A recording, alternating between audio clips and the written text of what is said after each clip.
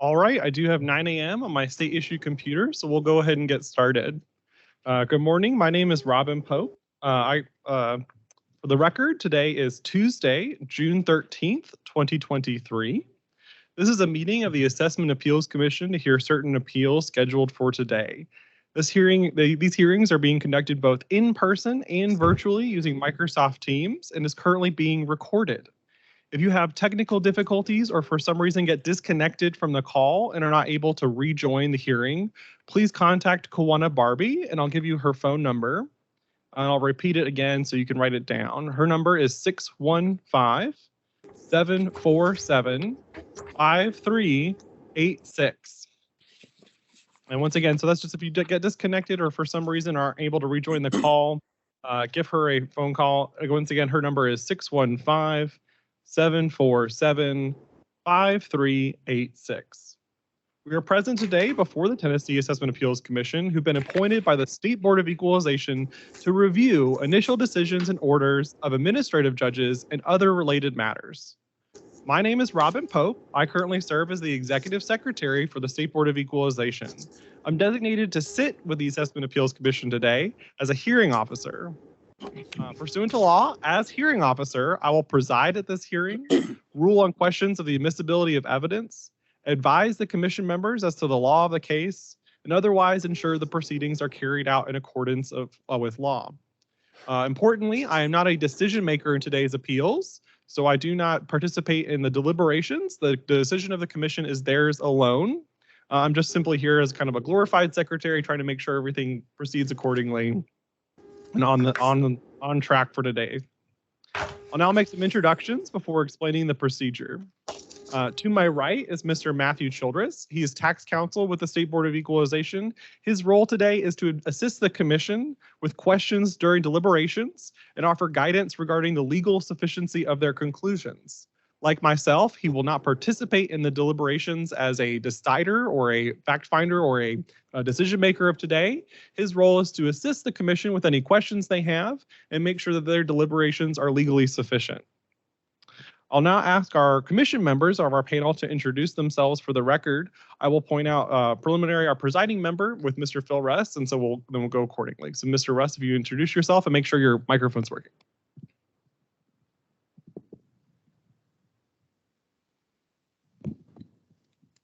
Push the button on the top. I think you should be good. I think it's already on. Okay, yeah. My name is Phil Russ. Good morning. My name is Don Osborne. My name is Van Bowles.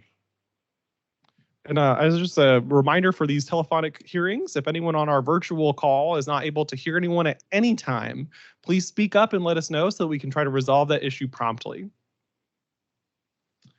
Like I said, Mr. Phil Russ is currently serving chair of the commission. As chair of the Assessment Appeals Commission, Mr. Russ will be our de facto presiding member, as well as will oversee deliberations and concur in the final written order.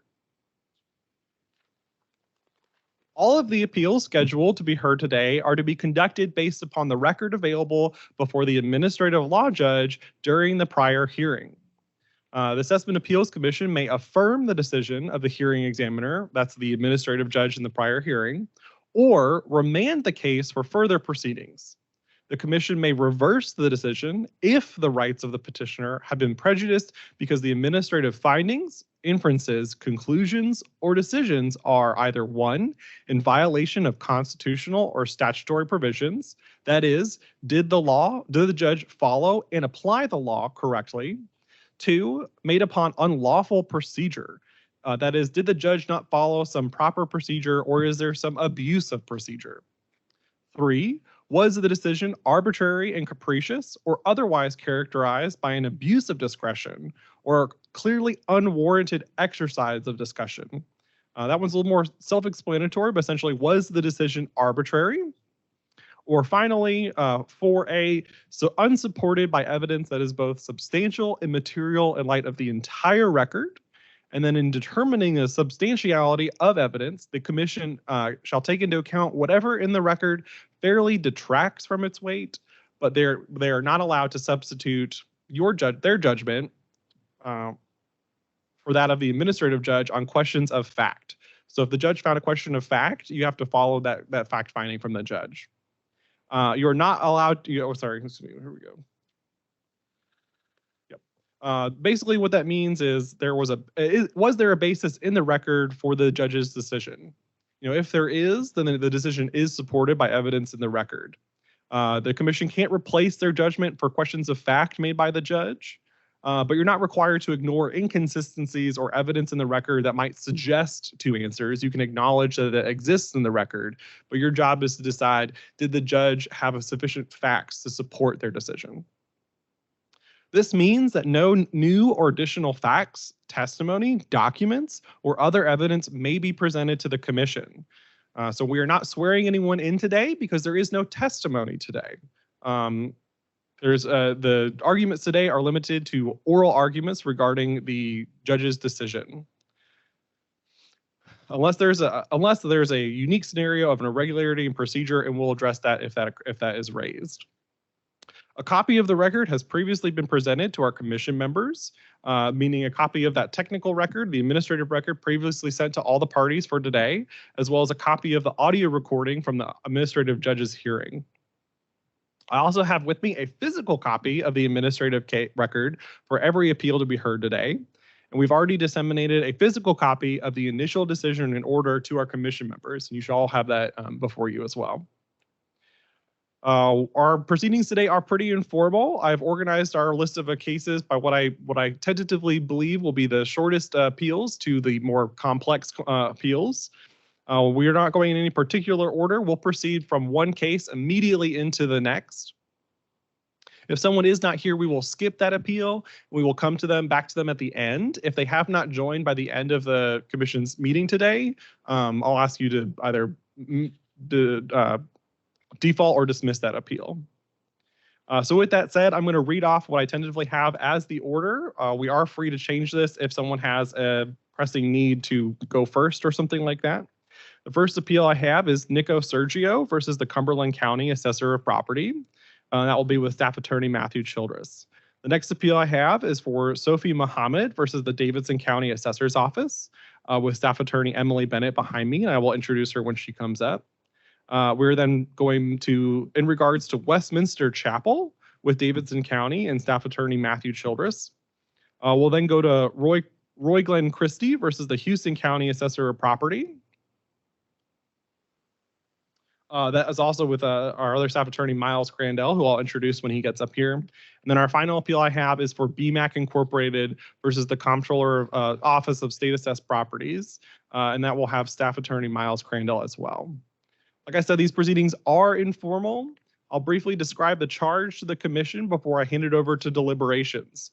Once the commission enters deliberations on your appeal, there's no more discussions between the commission and the panel members. Prior to each hearing, I will read a copy of the order under review and recite the administrative record. All right, with that said, unless anyone has any pressing matters, I'll ask quickly just to see if anyone online has anything pressing. Otherwise, we'll begin with you, Mr. Sergio.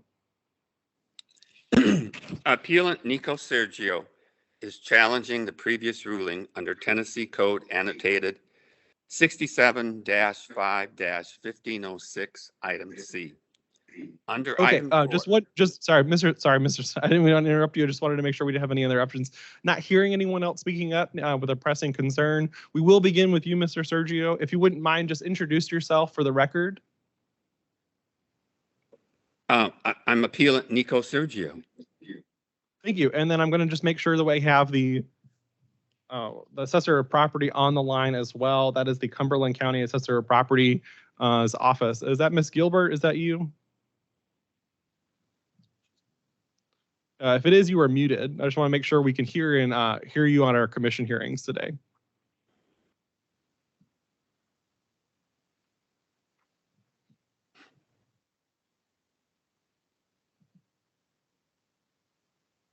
All right, Ms. Gilbert, I'm not hearing you.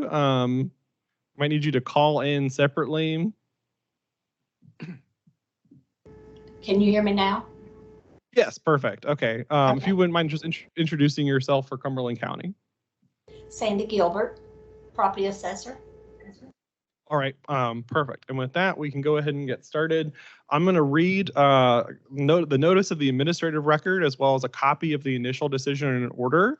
I'll read this aloud both for the parties and to reorient what we are here to review today. I have that we sent a notice of the administrative record on June 2nd, 2023. Oh, Mr. Sergio got. Mr. Sergio, I think I have you in here twice, I think. I've been wiped out. Am I Okay. there? Yes, I can still hear you. Okay, can I proceed?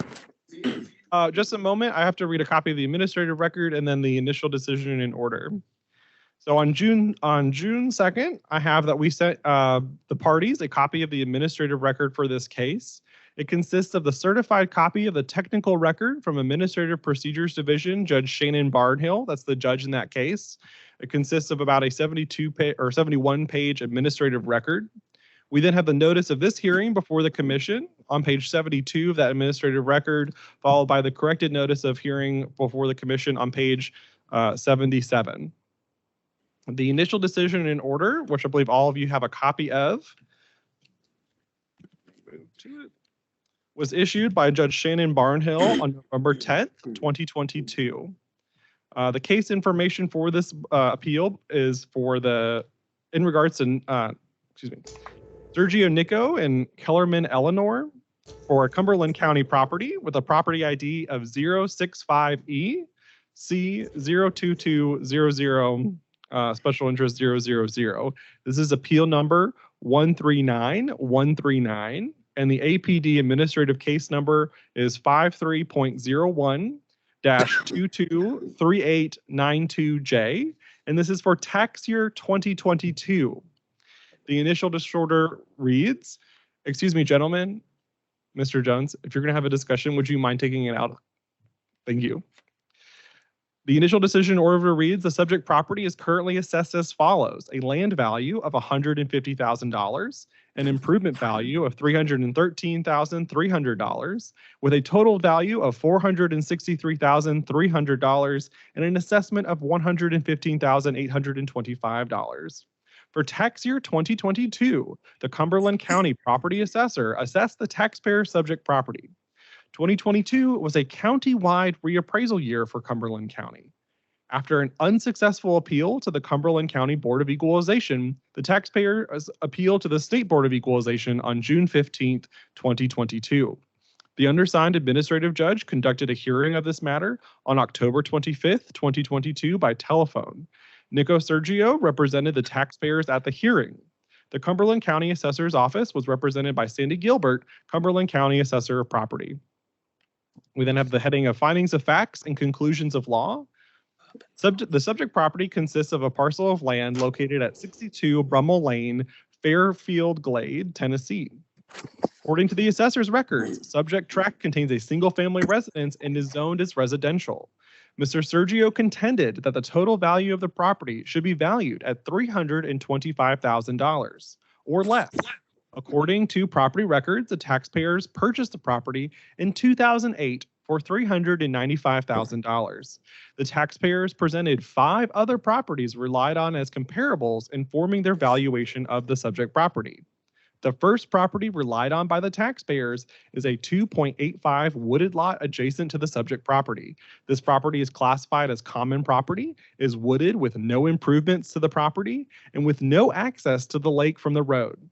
Additionally, although the taxpayers contend that the property has 2 docks, neither of the docks belong to the property owner. One dock belongs to the adjacent property owner, and the other was built by property owners who do not have lake access with the permission from the property owner. It is clear that the 2.85 acre common property is not comparable to the property at issue in this appeal. Of the 4 remaining properties, they were sold between 2017 and 2019. It was not clear whether any of the sales were arm's length transactions. Based on the overall increase in the property values and sales prices in the area, these sales are too old to be considered persuasive. Additionally, the taxpayers failed to adjust their values based on the differences in the properties, including an adjustment based on the time of the sale. The final property sold in 2021 for $655,000. The taxpayers contend that this home is more valuable than theirs because extensive renovations have occurred inside the home. That is the kitchen, dining room, and master bath. The taxpayers estimated that the renovation costs of $200,000, although they provided no proof of an actual cost. Additionally, this argument ignores the fact that $200,000 spent on renovations does not equate to $200,000 in additional value to the property. The assessor contended that the current appraisal of the subject property should remain in effect. In support of this position, the assessor testified that the base rate is how the value was calculated. In reappraising properties countywide in 2022, the county assessor's office utilized CAMA, that is the Computer Assisted Mass Appraisal, with oversight from the Tennessee Comptroller's Division of Property Assessment. The basis evaluation, as stated in Tennessee Code Annotated Section 67-5-601 subsection A, is that, quote, the value of all property shall be ascertained from the evidence of its sound, intrinsic, and immediate value for purposes of sale between a willing seller and a willing buyer without consideration of speculative values, end quote. With respect to the issue of valuation, the administrative judge finds the burden of proof is on the taxpayer. See State Board of Equalization Rule 0600-1-.11 subsection 1 and Big Fork Mining Company versus Tennessee Water Quality Control Board, 620 Southwest 2nd 515, Tennessee Court of Appeals 1981. The administrative judge finds that the taxpayer's equalization argument must be rejected. The administrative judge finds that the April 10th, 1984 decision of the State Board of Equalization in Laurel Hills Apartments and all, Stevenson County, tax years 1981 and 1982, holds that, quote, as a matter of law, property in Tennessee is required to be valued and equalized according to the, inner quote, market value theory, end quote. As stated by the board, the market value theory requires that the property be, quote, be appraised annually at full market value and equalized by application of the appropriate appraisal, I believe it's supposed to be ratio, id at 1. The Assessment Appeals Commission elaborated upon the concept of equalization in Franklin D. and Mildred J. Herndon, Montgomery County tax years 1989 and 1990, the decision being June 24th, 1991, when it rejected the taxpayer's equalization argument, reasoning in pertinent part as follows, with a block quote, in contending the entire property should be appraised at no more than $60,000 for 1989 and 1990, the taxpayer is attempting to compare his appraisal with others. There are two flaws in this approach. First, while the taxpayer is certainly entitled to be appraised at no greater percentage of value than other taxpayers in Montgomery County on the basis of equalization, the assessor's proof establishes that this property is not appraised at any higher percentage of value than the level prevailing in Montgomery County for 1989 and 1990. That the taxpayer can find other properties which are more underappraised than the average does not entitle him to similar treatment. Secondly, as was the case before the administrative judge, the taxpayer has produced an impressive number of, quote, comparables, end quote, but has not adequately indicated how the properties compare to his own in all relevant respects. End block quote. Final decision order at 2. See also Earl and Edith LaFollette, Sevier County, tax years 1989 and 1990. The decision being issued June 26, 1991, wherein the commission rejected the taxpayer's equalization argument, reasoning that, quote, the evidence of other tax appraised values might be relevant if it indicated that properties throughout the county were underappraised, end quote. Final decision in order at 3. The administrative judge must respectfully conclude that the testimony of Mr. Sergio lacks probative value and was insufficient to establish the market value of subject property. Mr. Sergio did not prepare a comparative market analysis or the like. His testimony regarding appraisals of other properties in the area included properties which are not comparable. It was unclear from his proof which, if any, of the examples he cited are truly comparable. After having reviewed all the evidence in this case, the administrative judge finds the subject property should be valued at $463,300 as contended by the assessor of property. And then he concludes by ordering that for tax year 2022, it is ordered that the following value and assessment be adopted. That is the same number as above, with a total value of $463,300 and an assessment of $115,825. The order then concludes on page 5 of 6 with the remedies available to the taxpayer or the parties, including appeal to this body, which is why we are here today. And then page on 6 of 6, it notes the filing date being again November 10th, 2022. That is the order and the decision that is up for review by the commission today. Mr. Sergio, as you begin, I'll generally let you begin, and then we'll hand it over to the assessor and then hand it back to you for any final comments. Just be aware that the commission is permitted to ask questions of either party at any time during these hearings. But Mr. Sergio, I would ask if you just begin your argument by specifically asking what you are wanting the commission to do today. And then otherwise feel free to proceed. Sorry, and then otherwise feel free to proceed. Mr. Pope, I pronounced my name 3 times now prior to your presentation here. My first name is Nico. And I would appreciate it if you would use my proper name, pronounce it. I'm going to ask the court to change the value, my assessed value on my property to $363,673.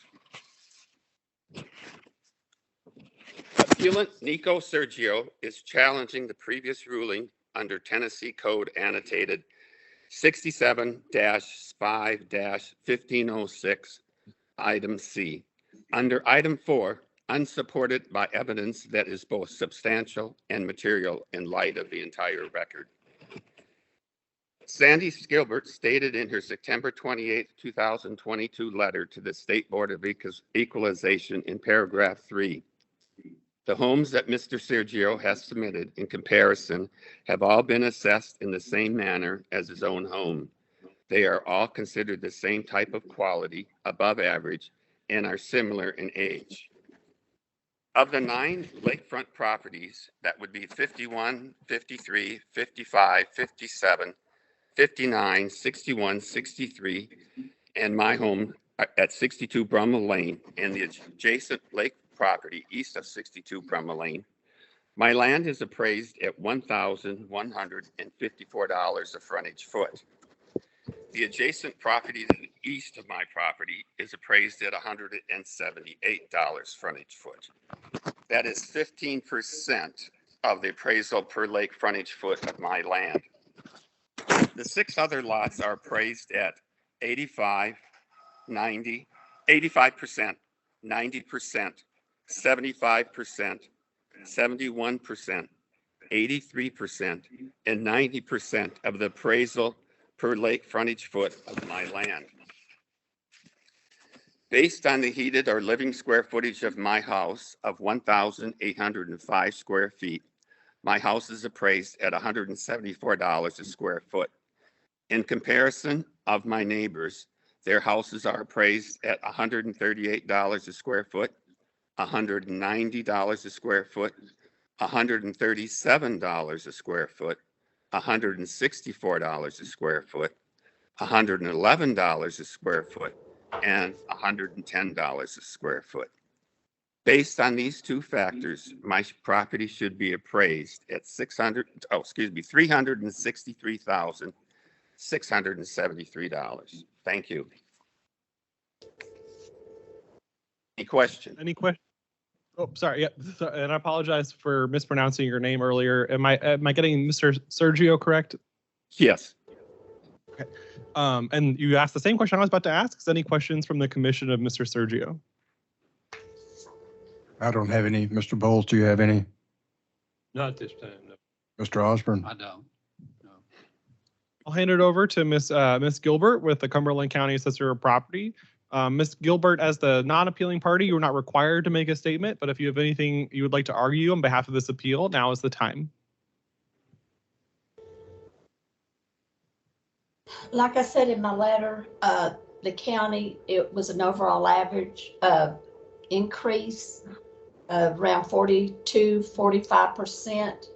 Mr. Sergio's values went up 38.92%. You know, I feel like, and with all of the comps that we sent in, it tells at the bottom of each one as to what his neighbors went up. Some went up 51%. You know, there was one that was like 23%, but you know, I feel like the values that we have and the way that we came up with the values with the mass appraisal system and the DPA office that oversaw our reappraisal, I feel like our values are correct.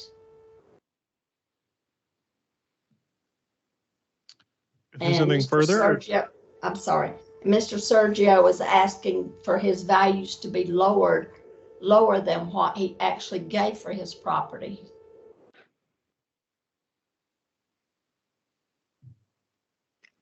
And that's all I have anything to else? say.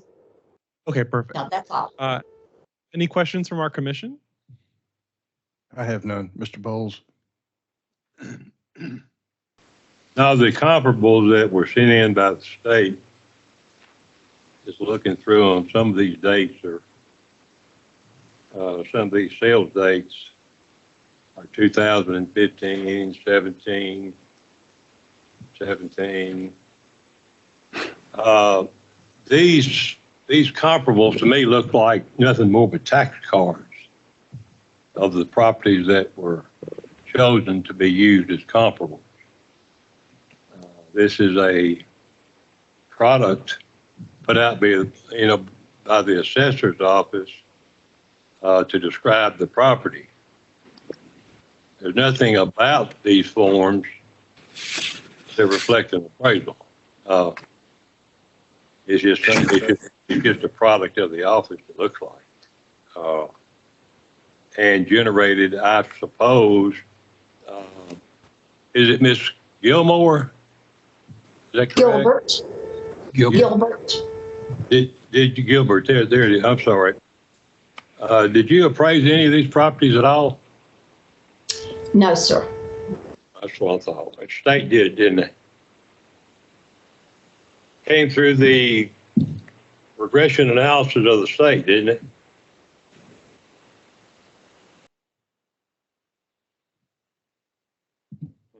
I'm sorry, did you ask me a question?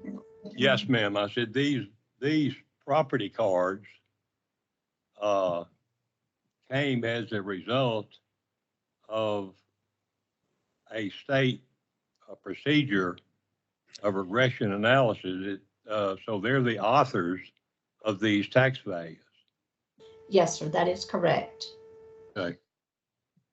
As with the administrative judge's comments concerning the other gentleman, there's been no adjustments here in this evidence of time, condition, quality, size, and age. It's just a presentation of data, which is public.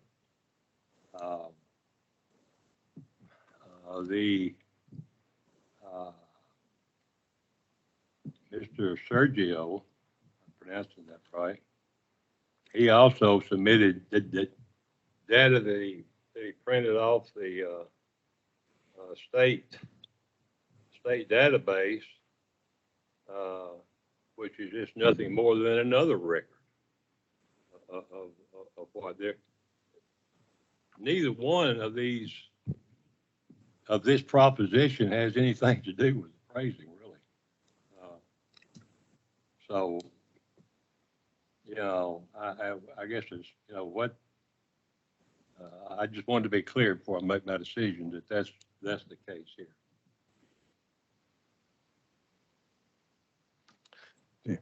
Mr. Osborne? Mrs. Gilbert, you're the assessor there in Cumberland County, is that correct? That is correct. You were mandated to reappraise all of your properties in that county for 2022. Is that right? That is correct. Did I understand correctly in your testimony a while ago that your average increase overall was 42 to 45%? Yes, sir, countywide. Countywide. Okay. What did the subject property go up percentage-wise from the previous assessment to your current assessment? Do you have that data? It went up 38.92%. Okay.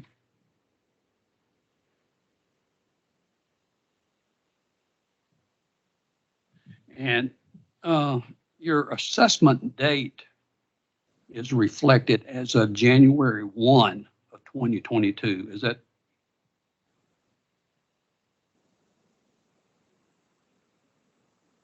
Yes, sir. Okay. So the only market recent sales that the taxpayer has shown fall between 2017 and 2019. Based upon the testimony and the information I've looked, your form of valuation is considered to be mass appraisal. Is that correct? Yes, sir. Okay. So using mass appraisal, all of your properties in the county, or your average increase of all the properties in the county, went up significantly. Is that correct? Yes, sir. Okay. All right. I have no other questions at this time. All right, then, Mr. Sergio, if you have any final comments, now is the time. Okay, my question to the board is, if Sandy Gilbert stated that all the properties adjacent to my property are of the same age and the same quality, why is there a significant difference in the percentage, the value per square foot? And since we live on a lake, it is my feeling that that lakefront property should be, in most cases, and when I've dealt with looking at lakefront property, the realtors always come back and say it is such and such, $100 running frontage foot, $150 a running foot, and in both and there's a huge difference in the values, the lakefront footage per foot values of the adjacent 6 or 7 properties, and the same with the square footage on my house. If this is a true value, what I'm claiming is that my house is overvalued based on square footage and lakefront footage compared to my neighbors. And if you have the figures, I've shown that in those figures. And thank you.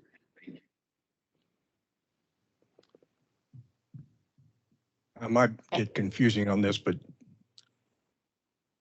this seems to be the opposite of the unit rule, that you're valuing the whole property and not trying to value it together and the contribution of what it is. So I think it would be important to look at the whole value of the adjoining properties. If you're going to do that, I would tend to go with the mass appraisal because they're doing it all together.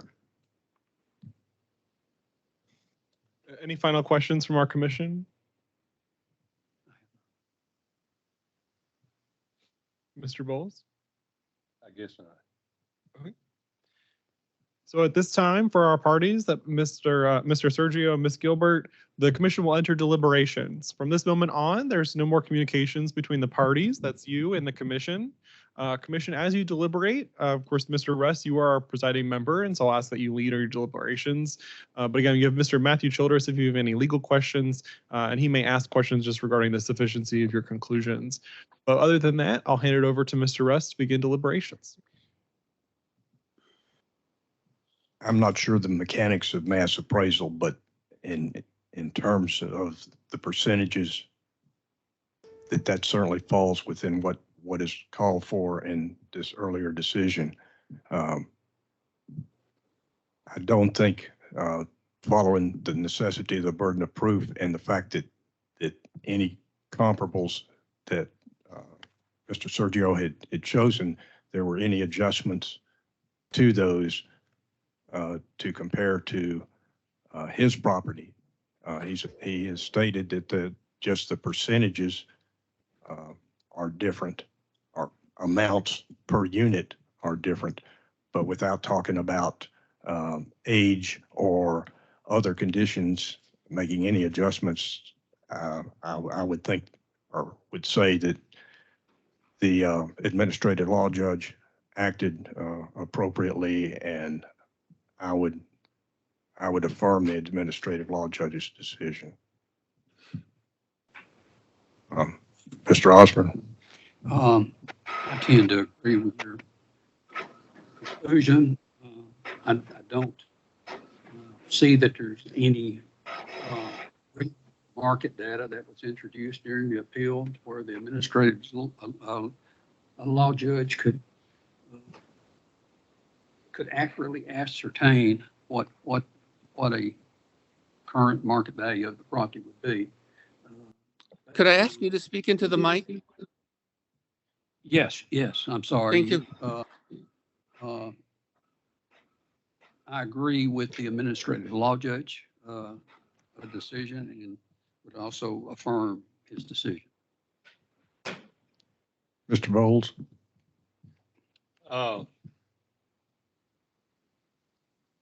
Based on what the administrative law judge said in his findings, additionally, taxpayers failed to adjust their valuation based on differences in the property, including an adjustment based on time of sale. Time of sale is quite important. This statement would also, I think, apply to the mass appraisal process, which is nothing more than a series of regression analysis without any evidence of some of those items that produce value, which is condition. Are these houses C4, C3s? We don't know. That's typical in each house appraisal, is to tell the reader what the level of condition is, the level of quality, and any depreciation that may exist that's either curable or incurable.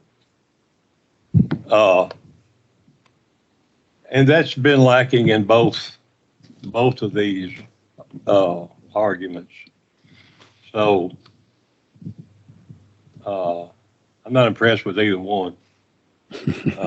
I remand it back to the administrative law judge to use the principles and procedures of real estate appraisal to determine the value of the house. Okay, are you wanting to make that well, we have two things. Mr. Bowles, did you want to make that in terms of a motion to remand this to the administrative law judge? And then Mr. Osborne has stated that he would affirm the administrative law judge. So we have two different things, which is okay. But if both of you want to put that in terms of a motion for the record, I think it would be more appropriate to go that way. Sir, I don't have any other choice in my line of work to make that a motion. So you would like to make that in a motion? Oh, yes. Okay. Because of what I do is, Okay. Is there a second? Okay, the motion would die for lack of a second. Mr. Osborne, would you like to make your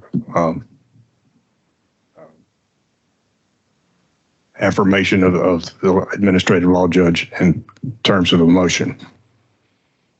Excuse me.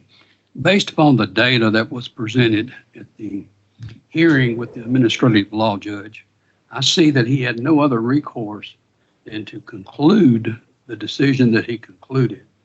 So therefore, I stand with my decision to affirm the administrative law judge's decision as written. Okay. Perhaps restate that as a motion then. Yes. Okay. So that is the motion. So there's a motion to affirm the decision. Sorry. Okay. I would ask Mr. Childress, is it appropriate for me to make the second motion? Yes, it is. Okay, well, I will second that. So do we have any discussion among ourselves on that right now? Okay, all those in favor of the motion, please signify by saying aye. Aye. Aye. Any opposed? Oh, Okay, motion carries. All right, thank you, Mr. Sergio. That concludes the hearing for your appeal today. You will get a written copy of the decision within the next 90 days. That decision will also state any available appeal remedies. Typically from here, it's once that decision becomes final, you can appeal it to Chancery Court, but it'll state all of that and you'll get a written copy within 90 days. But you're otherwise free to disconnect, or these are public hearings, so you're welcome to stay and observe. I want to thank everyone at the panel and Mr. Pope. Thank you. Bye. I'm going to get off. Okay. And Ms. Gilbert, that's it. I don't think we have any other thing for Cumberland County, so you're also free to disconnect. Okay, thank you all. All right. And if anyone needs a break at any time too, just let me know. But I think we're doing pretty good on time. We'll keep on. I think originally I had Sophie Muhammad next, but since we've got two at Davidson County, we might go ahead and skip over to Mr. Roy Christie, if that's all right, with Houston County. Because I see you guys are on the line and I'd rather have you sit through several other appeals. We'll skip to you if that's all right with everyone. I'm seeing no objection. That's good with us. All right. Let's get reoriented here. I'm going to have to do the same procedure. So I'm going to read a copy of the administrative record for this case, and then also a copy of the initial decision and order for this appeal as well. All right, so moving forward, we're moving on to, and I apologize for this. I think we had some nomenclature. The case is captioned Roy Glenn Christie, but I believe it is Mr. Christie. Is that correct? That's correct. Okay. So we have here that on the same date, June 2nd, 2023, I sent a copy of a notice of the administrative record. And then on page 2, it notes the items included in the administrative record, including the initial appeal filing, the notice of hearing before the administrative judge, May I interrupt? an exhibit. Yes. May I interrupt? Yes. The one of these parcels I have sold about a year and a half ago, and I'm not interested in going ahead with it. Okay. And that would be It's parcel number 15-6. parcel numbers Okay. 15-6. Would you like to withdraw your appeal with regard to that parcel before the commission? Do I understand that correctly? That's correct. Okay, we'll note that in the order. I apologize. We'll note that in the order. And did you still want to proceed with regard to control map 15, parcel 14? Correct. Okay. So our commission members, we're only addressing that is parcel 14. I'll note that. So we'll continue with the administrative record. Thank you, Mr. Christie. I believe the administrative record is the same for both parcels, but yes, in the administrative record, you'll notice that the taxpayer exhibit for parcel 6 was included, the initial decision in order, the acknowledgement of appeal of the commission, the notice of a previous notice of the administrative record, notice of hearing as well for today's hearing. The initial decision in order of the administrative judge also is included. Let me get there. I have that this was issued by Judge Lee Thomas on January 7th, 2021, entitled Roy Glenn Christie for Houston County. This is property ID 015014. Corresponding appeal number, I believe, is appeal number 131228. This is for tax year 2020. The initial decision in order begins with a statement of the case, noting the Houston County Board of Equalization has valued the subject property for tax purposes as follows for tax year 2020. And I will only read for parcel 14, so that's the only case in controversy. The land value being $80,200, the improvement value being $34,000, for a total value of $114,200 and an assessment of $45,680. The taxpayer, Roy Glenn Christie, timely filed appeals for both parcels with the State Board of Equalization, that is hereinafter State Board, for tax year 2020. The undersigned administrative judge conducted a hearing on these matters by telephone on January 4th, 2021. At the hearing, Mr. Christie represented himself. The Houston County Assessor of Property, Joy Hooper, represented the assessor's office. Findings of fact and conclusions of law, beginning on page 2 for parcel 15, control map 15, parcel 14. The subject property is a 10.18 acres of land located just off Kentucky Lake in Houston County. It is improved with various utility buildings and sheds and includes access to a boat dock. Then at footnote 1, it's noticed that there was testimony that the boat dock might be on TVA property. However, it is on the property record card for Mr. Christie's track, and Mr. Christie indicated he received some income from the dock. Going back to the decision, approximately half of the property is located in a flood zone. Despite this low elevation, most of the property is utilized as pad sites for mobile homes. Mr. Christie provides the, quote, ground, end quote, and the septic for the sites, but does not own any of the mobile homes. In presenting his case, Mr. Christie focused on problems with the tract. Mr. Christie testified that the value of the property was lower because of the low elevation and threat of flooding. He indicated the low elevation would make any permanent structure on the property uninsurable. He also testified regarding what he termed as, quote, railroad property, end quote, and indicated it could also decrease the parcel's value. Finally, Mr. Christie relied on his tax records at footnote 2 to show the actual income he received from the property. Then at footnote 2, it's noted, although Mr. Christie provided partial copies of his tax returns to the undersigned judge, those records were not made an exhibit due to privacy issues. The records were reviewed and destroyed. Mr. Christie also submitted property cards for 2 other properties as proposed exhibits for this hearing. However, he did not discuss those properties or indicated why they should be considered comparables to the subject tracts. Going back to the decision, this income was derived from the rental of the pad sites for the mobile homes, as well as some income from the boat dock. Based on these issues, Mr. Christie believes the property was worth a total value of $83,000. On behalf of the assessor's office, Ms. Hooper testified that a market adjustment of 25% was applied to the tract because of the flood zone to reach an adjusted price per acre of $7,875. Ms. Hooper discussed the lack of comparable commercial sales in the area and indicated that she had relied upon residential tracts as comparables. Ms. Hooper indicated that the land value was $80,200, and coupled with the improvement value, this resulted in a total value of the tract of $114,200 as affirmed by the local board. Ms. Hooper also recited that a majority of the land was in use as mobile home sites, including most of the flood zone area. I will otherwise skip subsection B for parcel 6 as it's no longer in controversy and skip to the applicable law section on page 4. A party challenging the classification, and she includes a footnote there, or current assessment of a property bears the burden of proof. State Board Rule 0600-1-.11 subsection 1. To meet the burden of proof, the party seeking to change either the assessed value of classification of a property must show that a preponderance of the evidence supports that change. A preponderance of the evidence means that considering all relevant evidence, a party's contention is more likely than not.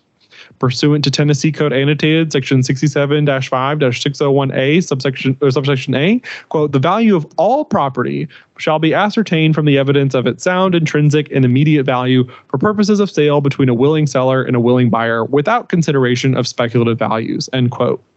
For the classification of land, Tennessee Code Annotated Section 67-5-801 provides in part that, quote, all real property that is vacant or unused or held for use shall be classified according to its immediate and most suitable economic use. The judge also includes several footnotes here, including footnote 5, which I will read. Although testimony regarding existing improvements was very limited during the hearing, the real estate listing for this property provided as an exhibit indicates the store portion of the building had 10 commercial walk-in coolers as well as 20 feet of under-counter coolers.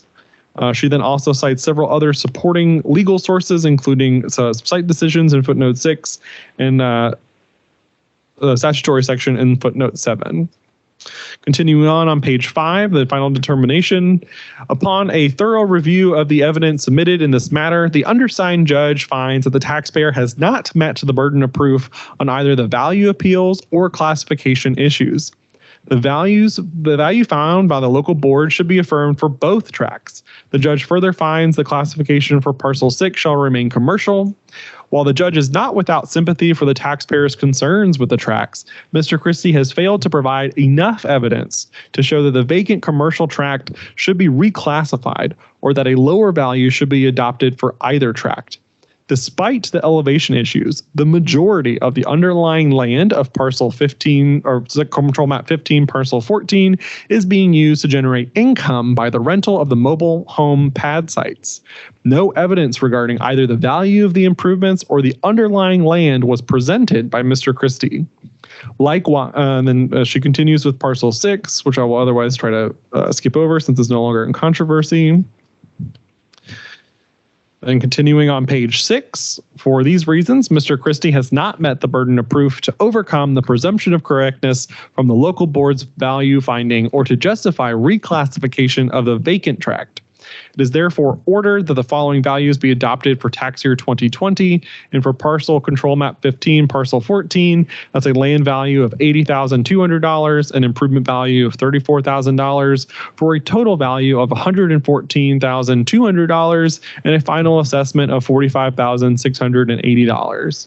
She then concludes on page 6, citing the available remedies, including appeal to this body today, the commission, which is why we are here, and then executed this order on January 7th, 2021.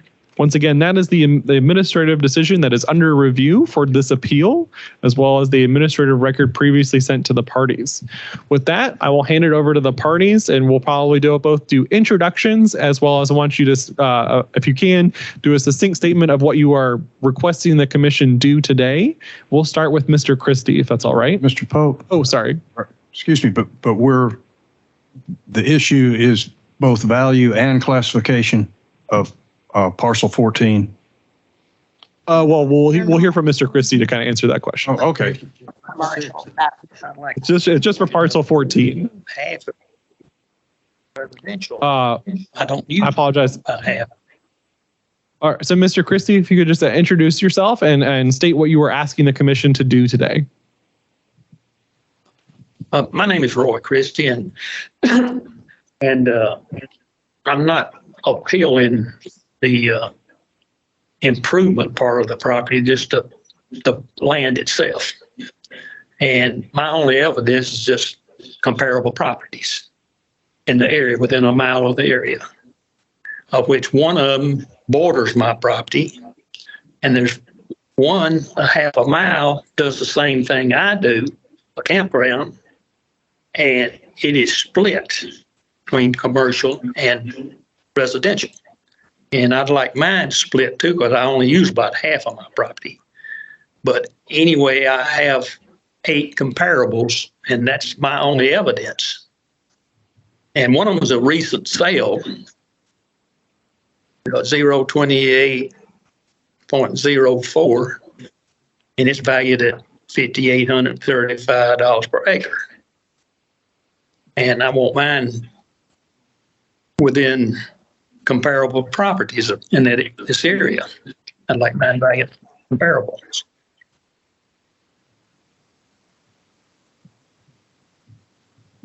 All right, thank you. And we'll hand over to Ms. Hooper. If you could introduce yourself on behalf of the assessor's office, and if you could state what you were asking the commission to do today. Okay, I am Joy Hooper, and I am the Houston County Property Assessor.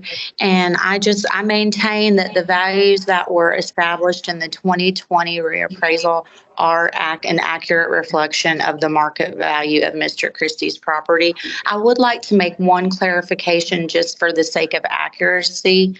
The values are correct for 1514, but it is actually special interest 001.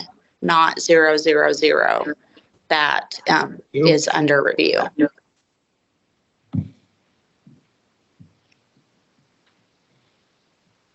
Thank you. And you're welcome. And the assessor's office does maintain that Mr. Christie's issue with the area that is in the flood zone has been addressed with a 25% market adjustment on the price per acre. All right. And sorry for the somewhat confusing procedure. Mr. Christie, if you have any additional arguments or now is your time, we'll hand it over to you for your full presentation. I think we've heard what you wanted the commission to do today, but if you have any other comments or arguments regarding the administrative judge's decision, please proceed. Well, all I have is comps within a mile of my property, and none of them is close to the value of my property. And like I said, one of them is a campground, same as mine. And the value per acre is $6,300. And now that's the current. That's not back in 2020. That's the latest appraisal. And what's the value of my property, Ms. Joy? For now? Yeah, per acre for now. 2023. I don't think we can talk about the new values. I think it has to just Correct. be the We're not- 2020. And that would be a new appeal for 23 if you wanted to appeal that. Well, my values, these comp values are for 2023, or I have. I don't have the ones for 2020, which were less. But can you fax them these parcels where I have? So I think they have to. this is a point of, submitted your as a evidence. point of, yeah, as a point of clarity, we are not accepting any new or testimony or exhibits today. It's limited to argument about the administrative judge's order. We do have a copy, I believe, of the record before the administrative judge. I cited a copy of the notice of the administrative record previously sent on June 2nd, including all the exhibits and everything we have for this appeal. I'm happy to pull up one of those page numbers if you have a specific page number you want to relate to. But we're not accepting any new documents or anything today.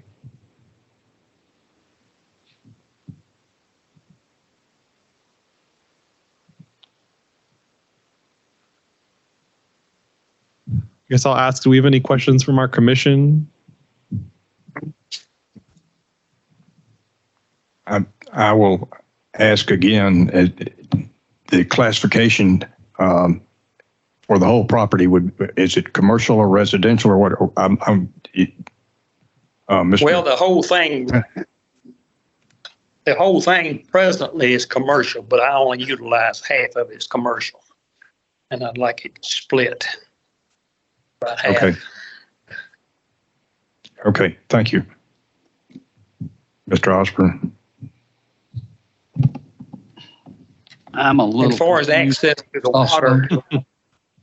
water, The subject property that we're talking about, this parcel 14, consists of 10.18 acres of land total, correct? correct. Out of this 10.1 acres, about half of it is unusable because it's in the floodplain. Is that correct? Well, I don't use half of it. I go down to like 370 elevation, which is TVA claims everything below 375, and I'm 5 foot below what TVA deems is floodable. Okay. Now, About half my. the assessor, can I ask the assessor a question now? Yes. The classification of this property, is it all classified as commercial or do you have it Yes. split? It's all It is all classified. classified as commercial. Yes. Do you agree that a portion of the property is unusable? I maintain that even though that property is in a flood area, that it's being utilized. There are 30 mobile home pads on that property, or Oh, okay. 31. Okay.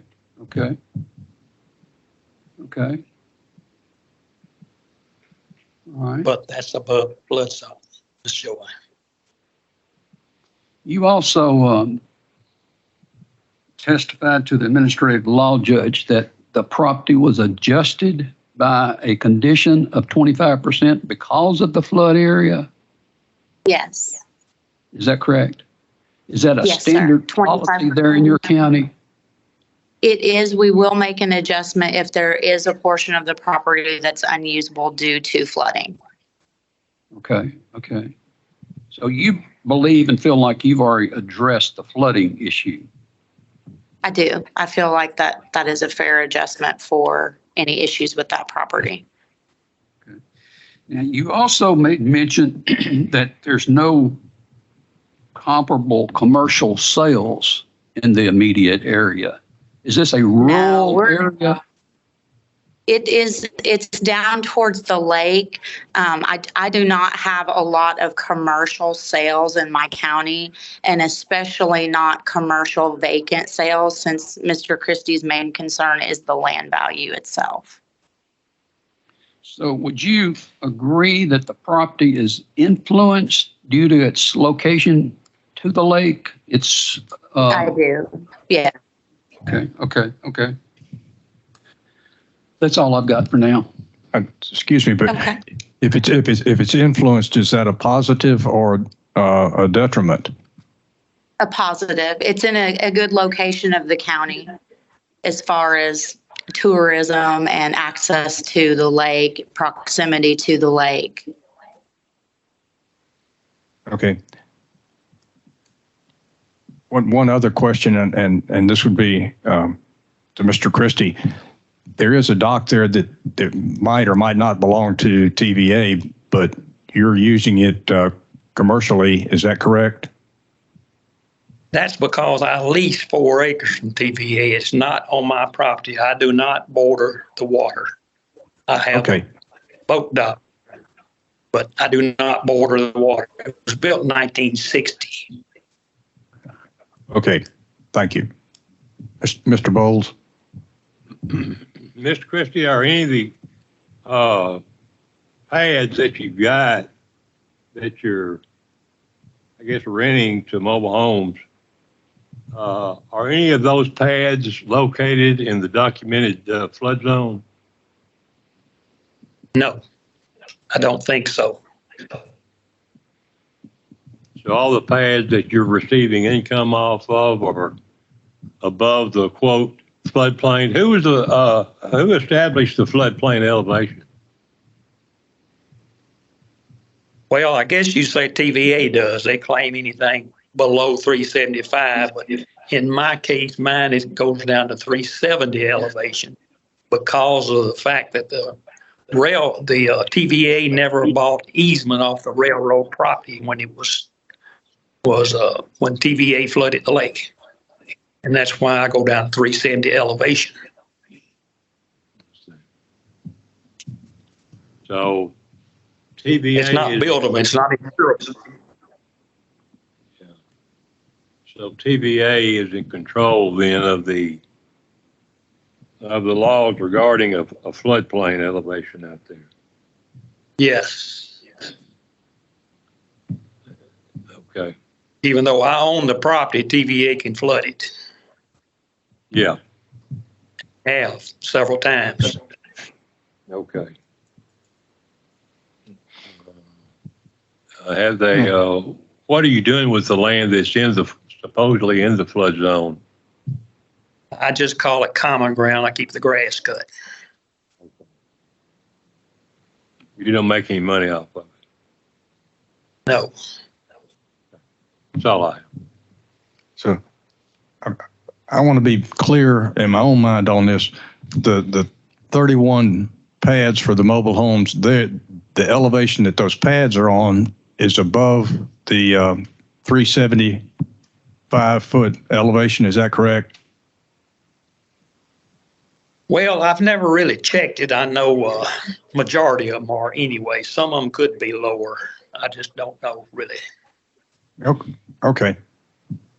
I have one more question, Mr. Christie. What's the history? I mean, what is the history of either flooding the land or flooding by natural causes? Well, usually every other year, the water will get out of the banks and 2011 was real bad. It broke a record by 2.5 feet, and I had to move some stuff around, but I try not to put anything on that part of the land anyway. I had to move some boats that was parked, pontoons, boats. And I don't charge anything for it, but I have pontoon boats and boats that are parked there, stored there. And I have to move them periodically. Okay. Of the pads that you now rent, what's the average occupation of those 31 pads? You mean how often? I don't have any full-time living. How many? You got 31. Oh, well, they're seasonal. My place is seasonal. People come down through the water season to hunt and fish, but there's no full-time living. Okay. Do the pads fill up at times? Only on a holiday period, that never full. Maybe half occupied. Like last weekend, there was 6 places occupied. So I don't charge enough rent to justify full-time living. I can't. $100 a month, by the way. okay. I'm not sure procedurally maybe where we are, but I guess I will ask Mr. Christie and Ms. Hooper, are there any, I guess Mr. Christie first, any final comments you want to make to the commission? Well, I'd just like to get on a level playing field, my surrounding places, particularly the other campground. They charge about 3 times as much as I do, and their property is quite a bit less per acre than mine. I just want a level playing field. All right, thank you. Ms. Hooper, any final comments from the assessor's office? I just want to establish the fact that those mobile homes, I mean, it is not a campground. Those are mobile homes that stay there, and they are individually owned. Mr. Christie rents the spot for those mobile homes, but they are individually owned. Mr. Christie does not own the mobile homes. And they are full. All right, thank you. Any vacant spots, right? No, I don't have any vacant spots, but people don't even use them a year, Right. very seldom. But I think that's all that I have. All right. I guess with that, we'll enter deliberations at this time. So Mr. Christie and Ms. Hooper, just for clarification, once the commission enters deliberations, there's no more communications between yourselves and the commission, unless, of course, you cannot hear somebody. If you cannot hear them, just feel free to speak up again at any time. But in terms of questions or comments or discussions or argument, there'll be no more of that during deliberations. The commission will make a decision right now and on the record. We'll hand it over to Mr. Russ as our presiding member. Oh, excuse me. Sorry, right before we forget, I forgot to introduce the tax counsel to my right. This is Mr. Miles Crandell. He is tax counsel with the State Board of Equalization. He is serving just like Mr. Childerstead, and will be if you have any legal questions, ask him, and he'll also might interject just to clarify your motion or anything like that. With that, Mr. Russ, officially. Okay, we'll start with Mr. Bowles this time, and then just move down the line to Mr. Osborne, and then I'll speak. Okay, well, it's like several moving parts in this case, but I guess due to the lack of, I didn't ask Mr. Christie this, I don't guess he submitted any P&L statements to the administrative judge to look at. So we don't know the annual income. Yes, sir. Excuse me, Mr. Bowles, but it says in here that he did, and because of, I think it was his tax records that privacy, the judge took those under consideration in the judge's decision, but then destroyed the records because of for privacy. It's in one of the footnotes on these pages. I don't remember which one. It's on page 2, bottom of page 2. Okay. Well, that's his tax return. You didn't submit any, you think P&L would be a part of the tax return. Sometimes it is, sometimes it's not. I don't have any comments. I guess I'd have to agree with the judge. Mr. Osborne? I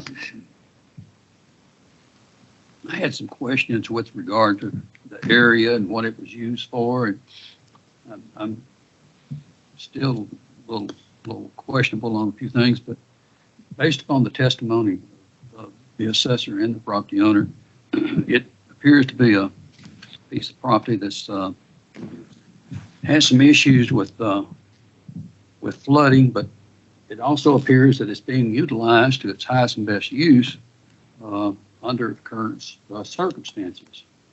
And based upon the information involved in the ALJ decision,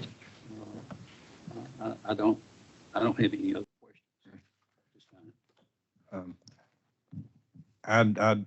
There are some questions about the area, but there's no real delineation or anything to base anything on. And even if we had it today, it was not in the record. So anything that we would do right now, I think, would be substituting our opinion for the administrative law judge's opinion. So I would affirm the administrative law judge. I'll need a motion from either Mr. Bowles or Mr. Osborne, either one. Make a motion, we agree with the judge. Okay. Second? Second. Okay. All those in favor say aye. Aye. Motion carries. That the decision of the commission is to affirm the decision of the administrative law judge. All right, thank you. With that, Mr. Christie and Ms. Hooper, that concludes the hearing for today. For regards to your appeal, you're otherwise free to disconnect, or you're welcome to stay and observe. It is a public meeting, but you do not have to. Okay, thank you. Oh, Thank sorry. you. The next steps are also the same. We'll send a final written copy within the next 90 days of the commission's decision as well. If you have any other procedural questions, just let me know, but we'll otherwise be in contact with you as well. Thank you. Thank you. Thank you. All right, at this point, I just usually time for a break, usually about after our two appeals. Let's come back at 10:30. That'll give us about 15 minutes. I'll keep the recording going, but I'll put it on mute just for everyone else's benefit.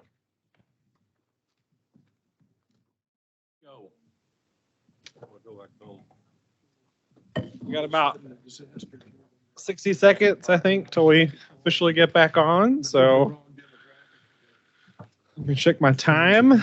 3 seconds, 2. All right, I do have 10:30 on the dot. We all ready? All right, we've got a couple of appeals left for today. Again, no particular order. I'm going to ask if we have Mr. Sophie Muhammad on the line. Is anyone here on behalf of Sophie Muhammad versus the Davidson County Assessor's Office? Oh, speaking of there he is. Good morning. Is this Mr. Muhammad? Yes, sir. How are you? Good. You have perfect timing. We just called up your appeal here. I have Sophie Muhammad versus the Davidson County Assessor's Office. Are you otherwise ready to present your appeal? Yes. All right. I'll have to read a couple of things before we officially get started. But just as a reminder, since you're joining, I don't know if you heard my initial introduction at 9 when we started. So we're here before the Assessment Appeals Commission. We have before our commission panel of our presiding member, Mr. Phil Russ, followed Mr. Don Osborne and Mr. Van Bowles. My name is Robin Pope. I serve as the executive secretary for the State Board of Equalization, and I'm designated to sit with the commission as a hearing officer. My role is really just to help make sure these proceedings are carried on in an orderly fashion, but I don't participate in any of the deliberations or the decision making of our commission today.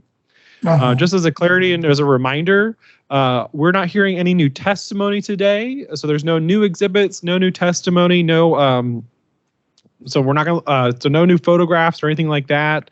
You're welcome to make oral argument. That's argument as to why you believe the initial decision and order of the administrative judge was otherwise incorrect. And I will go ahead and read through that initial decision and order.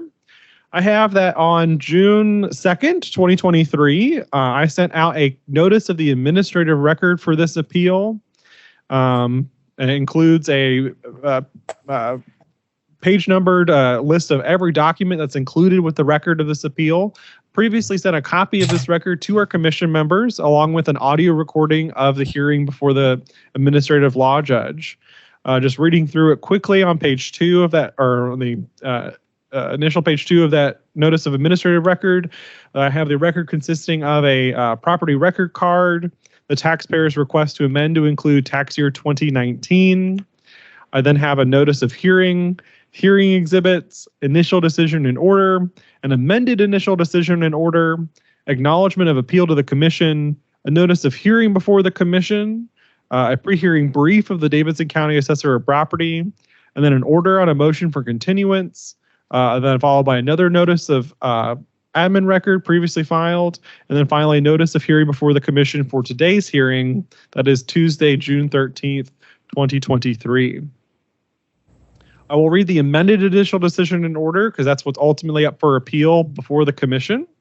I have that this case is in caption Sophie Muhammad with Davidson County, property ID 174-000-14000, tax year 2018, and appeal number 120979. Now, I believe it was amended to include 2019, but that's not noted on the front page of this order. That's amended as noted in footnote 1 that this order corrects the clerical errors in the original order issued on March 25th, 2020, and that this amended initial decision and order was issued on March 26th, 2020. At the top of page 1, the statement of the case. The Davidson County Board of Equalization, hereinafter the local board, has valued the subject property for tax purposes as follows: a land value of $90,500, an improvement value of $441,900, and a total value of $532,400 for an assessment value of $133,100. The taxpayer filed an appeal with the state board, hereinafter state board, on October 19th, 2018. The undersigned administrative judge conducted a hearing of this matter on March 9th, 2020 in Nashville, Tennessee, in Davidson County. The appellant, Sophie Muhammad, represented himself at the hearing hereinafter the taxpayer. The Davidson County Assessor of Property was represented by Staff Appraiser David Harper, hereinafter the assessor's office. Summary of the evidence. The testimony of the parties and the following exhibits. Exhibit 1, the taxpayer's construction agreement. Exhibit 2, the taxpayer's comparable sales. Exhibit 3, the taxpayer's assessment change notice. Exhibit 4, the assessor's office's valuation analysis. And Exhibit 5, the notice of final decision. Findings of fact and conclusions of law. The subject of property in this appeal consists of a single-family residence located on 2 acres at 3422 Old Franklin Road in Antioch, Tennessee. The taxpayer contended that the subject property should be valued at $360,000. The assessor's office contended that the local board's final decision value of $493,400 for the subject property should be affirmed. The basis of valuation set out in Tennessee Code Annotated, section 67-5-601, subsection A, is that, I believe it's supposed to be in quote, the value of all property shall be ascertained from the evidence of its sound intrinsic and immediate value for purposes of sale between a willing seller and a willing buyer without consideration of speculative values. As the party seeking to change the current assessment of the subject property, the appellant has the burden of proof in this administrative proceeding, State Board Rule 0600-1-.11, subsection 1. At the hearing, the taxpayer has testified that the house of the subject property was completed on August 8th, 2018, and that he paid $250,000 for the house and the subject property. The taxpayer further testified that square footage listed on the assessor's office valuation analysis is inaccurate, and the subject property house has a simple exterior design with no decorations. The taxpayer also testified that the house has the following issues: a leaking fireplace, the ceiling leaks, cracks in the wall, and some tiles in the hardwood floors are loose. The assessor's office testified that their comparable sales with adjustments and market analysis were an accurate reflection of the subject property's value. The assessor's office analysis showed that the subject property had a value of $510,000. However, the assessor's office is asking that the local board's final decision value of $493,400 be affirmed. Then he notes at footnote 2, the original order inadvertently left off the 4 when typing the affirmed value. Going back to the top of this page, the assessor's office testified that the reduction from the previous assessment took into account the discrepancy in the square footage. Based on a review of the evidence, the comparable sales analysis provided by the assessor's office is compelling and appears to be a more accurate reflection of the value of the subject property. The taxpayer's use of sales prices, and you notice at footnote 3, of nearby properties is not a reliable indicator of property values, as the property he relies on fail to make adjustments in values when compared to the subject property. And then at footnote 3, he notes it is also noted that the sale price of the taxpayer's comparable sales are beyond the applicable assessment period, as values after January 1, 2018 cannot be considered for tax year 2018. The Assessment Appeals Commission has said, quote, events occurring after the assessment date are not relevant unless offered for the limited purpose of showing that assumptions reasonably made on before the assessment date have been borne out by subsequent events, end quote, citing Acme Boot Company and Ashland City Industrial Corporation, Cheatham County Tax Years 1989, final decision in order in page 3. Going back to that third paragraph on this page, factors such as age, square footage, building materials, etc., were not taken into account in the comparable sales listed in his chart. So these comparables are not a reliable indicator of what the home values are compared to the subject property. The Assessment Appeals Commission has said that for comparable sales to be relevant, they must be properly adjusted. In E.B. Kissel, the commission said, the best evidence of the present value of a residential property is generally sales of properties comparable to the subject, comparable in features relevant to value. Perfect comparability is not required, but relevant differences should be explained and accounted for by reasonable adjustments. If evidence of a sale is presented without the required analysis of comparability, it is difficult or impossible for us to use the sale as an indicator of value. Final decision in order at 2. With respect to issues with the house that the taxpayer testified about, unfortunately, merely reciting factors that could cause a diminution in value does not establish the current appraisal exceeds market value. The Assessment Appeals Commission has ruled on numerous occasions that one must quantify the loss in value one contends has not been adequately considered. See, that is Fred and Ann Ruth Honeycutt, Carter County Tax Years 1995, wherein the Assessment Appeals Commission ruled that the taxpayer introduced insufficient evidence to quantify the loss in value from the stigma associated with a gasoline spill. The commission stated in pertinent part, in block quote, the assessor concluded that the gasoline spill affected the value of the property, but he asserted that his valuation already reflects a reduction of 15% for the effects of the spill. The administrative judge rejected Mr. Honeycutt's claim for an additional reduction in the taxable value, noting that he had not produced evidence by which to quantify the effect of the quote stigma, end quote. The commission finds itself in the same position, conceding that the marketability of a property may be affected by contamination of a neighboring property. We must have proof that allows us to quantify the loss in value, such as sales of comparable properties. Absent this proof, here we must accept as sufficient the assessor's attempts to reflect environmental conditions in the present value of the property. Final decision in order at 1-2. Similarly, in Kenneth Rebecca L. Adams, Shelby County, tax year 1998, the commission ruled in relevant part, the taxpayer also claimed that the land value set by the assessing authorities was too high. In support of that position, she claimed that the use of the surrounding property detracted from the value of their property. As to the assertion of the use of properties has a detrimental effect on the value of the subject property, that assertion, without some valid method of quantifying the same, is meaningless.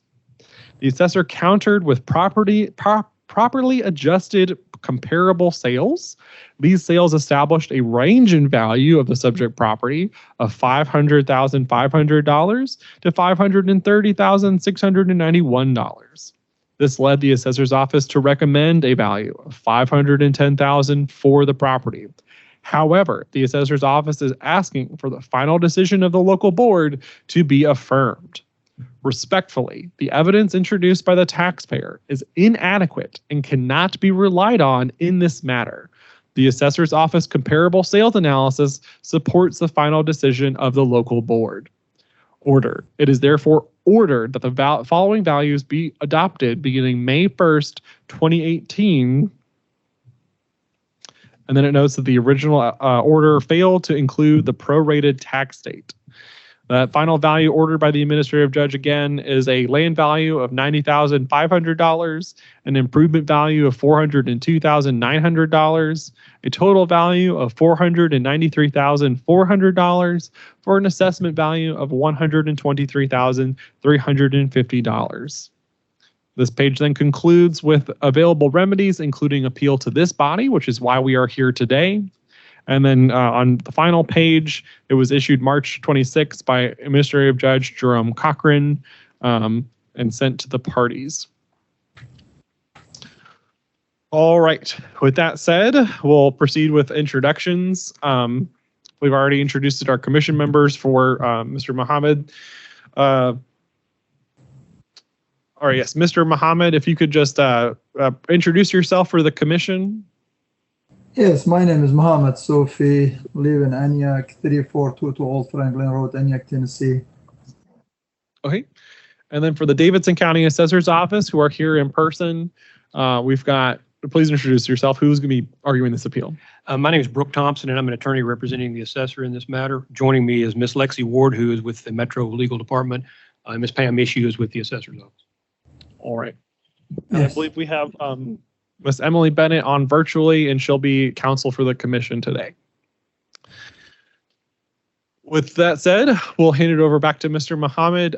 If you could briefly state what you are asking the commission to do today, and then you may otherwise proceed with your argument as to why you believe the administrative law judge's decision was otherwise in error.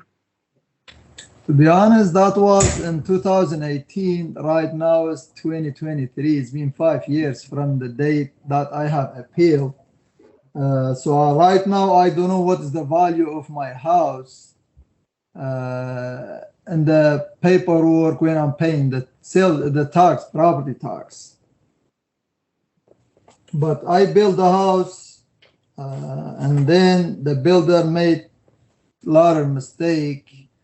The house have a leak on the ceiling where the fireplace is and goes all the way to the foundation. And I have the videos, the pictures, everything. And all the tile on the kitchen, they did not use proper stuff, that little 1-inch concrete, the board to be under the tile.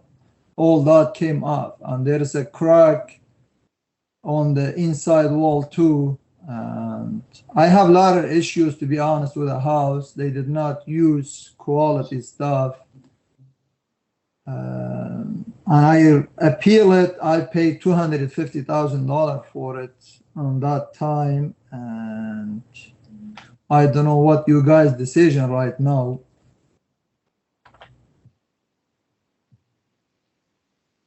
Any other, I guess I'll ask the commission, any questions of Mr. Muhammad at this time?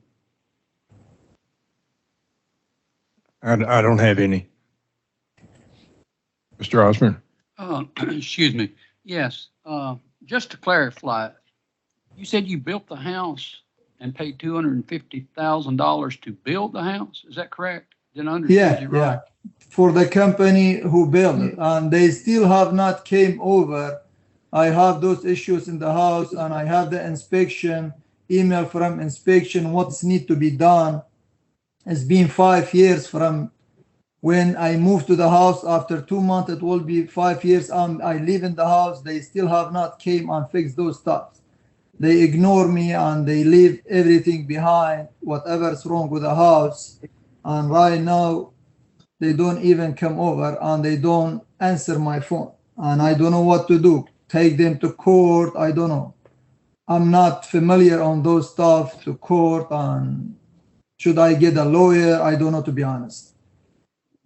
Okay, let me ask you, what year did you build the house in? They finished the house in 2018. On August, I moved in the house. And then I got the inspection for myself to see what's need to be done, what's wrong with the house. And I have the email of the inspection. All the stuff that they mentioned it need to be done, they did not do it. Okay. The construction cost you're talking about, is that the $250,000? That didn't include any land value, correct?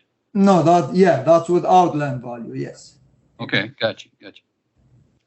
Okay, that's all. Mr. Bowles? I don't have anything right now. I would make one comment. This is not the purview of this commission to tell you what to do about the problems that you might have, but we can only go with what is in the record, and there's nothing.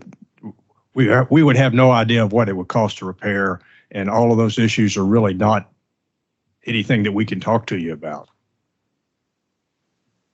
Okay. All right, I'll hand it over to the Davidson County Assessor's Office for any argument. Thank you. The taxpayers in this appeal are effectively asking for a de novo review of the appeal heard by the administrative judge. But as you know, the statute controlling appeals to this commission limit the scope to 4 factors. A violation of constitutional statutory provisions, if the decision was made upon unlawful procedure, if it was arbitrary or capricious, or most importantly, if it's unsupported by evidence that is both substantial and material in light of the entire record. But the statute goes on to say that the commission shall not substitute its judgment for that of the hearing officer as to the weight of the evidence of the questions of fact. In this case, the taxpayer has brought up all of these issues to the administrative judge. The taxpayer submitted comparable sales that the administrative judge found to be lacking. The assessor's office submitted properly adjusted comparable sales that the administrative judge found to be compelling. The taxpayer talked about the problems with his home before the administrative judge. The administrative judge heard that and found that because the amount in question could not be quantified, that he could not consider that. And based on all the evidence that the administrative judge heard, the administrative judge found that the assessor's evidence was compelling and that the value established by the local board should be adopted. We think that is correct. We think that the commission shouldn't substitute its judgment for that of the administrative judge who considered all of these factors when hearing the case originally, and therefore the administrative judge should be affirmed. Any questions from our commission? I have none. Mr. Osborne? Let me just ask, has there been any review of the property once these issues have came up with regard to the inadequate construction issues? The assessor's office does, of course, their mass appraisal every 4 years, which this is being appealed. At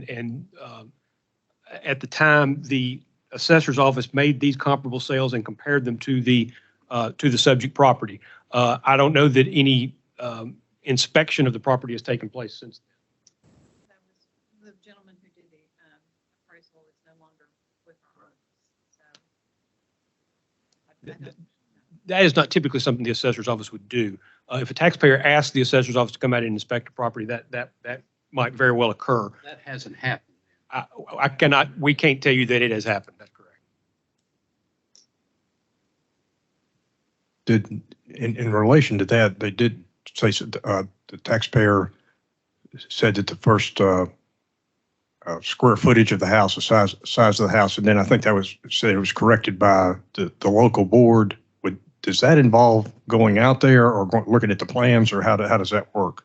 It could involve going out there and measuring. Of course, as you know, the assessor's office, sometimes these square footage disputes are because the The assessor's office measures from the outside of the house and people measure from the inside. And that sometimes they're resolved that way. I don't know. The initial decision in order, though, speaks to the fact that it was resolved, I believe. The assessor's office testified that the reduction from the previous assessment took into account the discrepancy in the square footage. Mr. Bowles, do you have any questions? Now, did the assessor's office actually do this appraisal? The assessor's office submitted comparable sales, properly adjusted comparable sales. The assessor's office did do that, yes, and testified at the hearing. That was done by the assessor's office and not by the state. That is correct. Once an appeal has been filed, the assessor's office does a workup on the property. They do their comparable sales. They adjust their comparable sales. It's in the house. That's correct. I don't have any. With that, Mr. Muhammad, any final comments? Just want to let you know that if they have only measured from outside, because the inside of the house, in the middle, the big living room, it's a high ceiling, that should not countable as a 2-story, because if they measure it from outside, they think everything inside is for the living. But in the middle, I have like very big area for the living with a kitchen. It's a high ceiling. It's not 2-story in the middle of the house. That's it. Before, I just want to clarify 1.2. I have in here that the appeal was amended to include tax year 2019, but I don't have that noted on the initial decision in order. I'm assuming that there's no objection to including 2019. I believe it. Okay. There is no objection. Okay, so I'm just going to also state from Mr. Muhammad as well, the decision today will also apply to tax year 2019. And with that, we'll enter deliberations. So from Mr. Muhammad and Davidson County, there's no more communications between yourselves and the commission. The commission will deliberate right now in person and make a decision on your appeal. If they have questions, we can reopen the record. But other than that, any questions you can direct to Ms. Emily Bennett, who's on virtually. And we'll hand it over to deliberation. So I guess, Mr. Rest, proceed. The administrative record and the judge's decision seem pretty clear that the assessor's office provided a better and more persuasive analysis of the value of the house, and then it was corrected for any mistakes or discrepancies in the square footage. That they also stated that Mr. Muhammad's comparables were lacking. Therefore, I would affirm the administrative law judge's decision, I think. Mr. Osborne? I agree. It does appear that the assessor's office has overwhelmingly supported their value conclusion through the evidence of comparable sales, and I believe that my opinion is that the administrative law judge decision should be affirmed. Mr. Bowles, do you have any comment? No, that's fine. I think the assessor, based on the evidence that got in front of the judge, have done their job in-house, which I'm proud to see. And, as a result, I do affirm the ALJ decision. Okay. Could we have a motion to that? You want to make a motion to that, Mr. Bowles? Yes, sir. Okay. Second? Second. Okay. All those in favor, say aye. Aye. Any nays? Okay. Motion carries. So the motion from the commission would be to affirm the administrative law judge's decision. All right, Mr. Muhammad, that concludes your appeal for today. We'll send you a written copy within the next 90 days of that decision and your available appeal remedies. You're otherwise welcome to stay and observe the rest of the hearings today. But if you're otherwise also able to disconnect, and we'll keep an eye out for that order. We'll send a copy to you.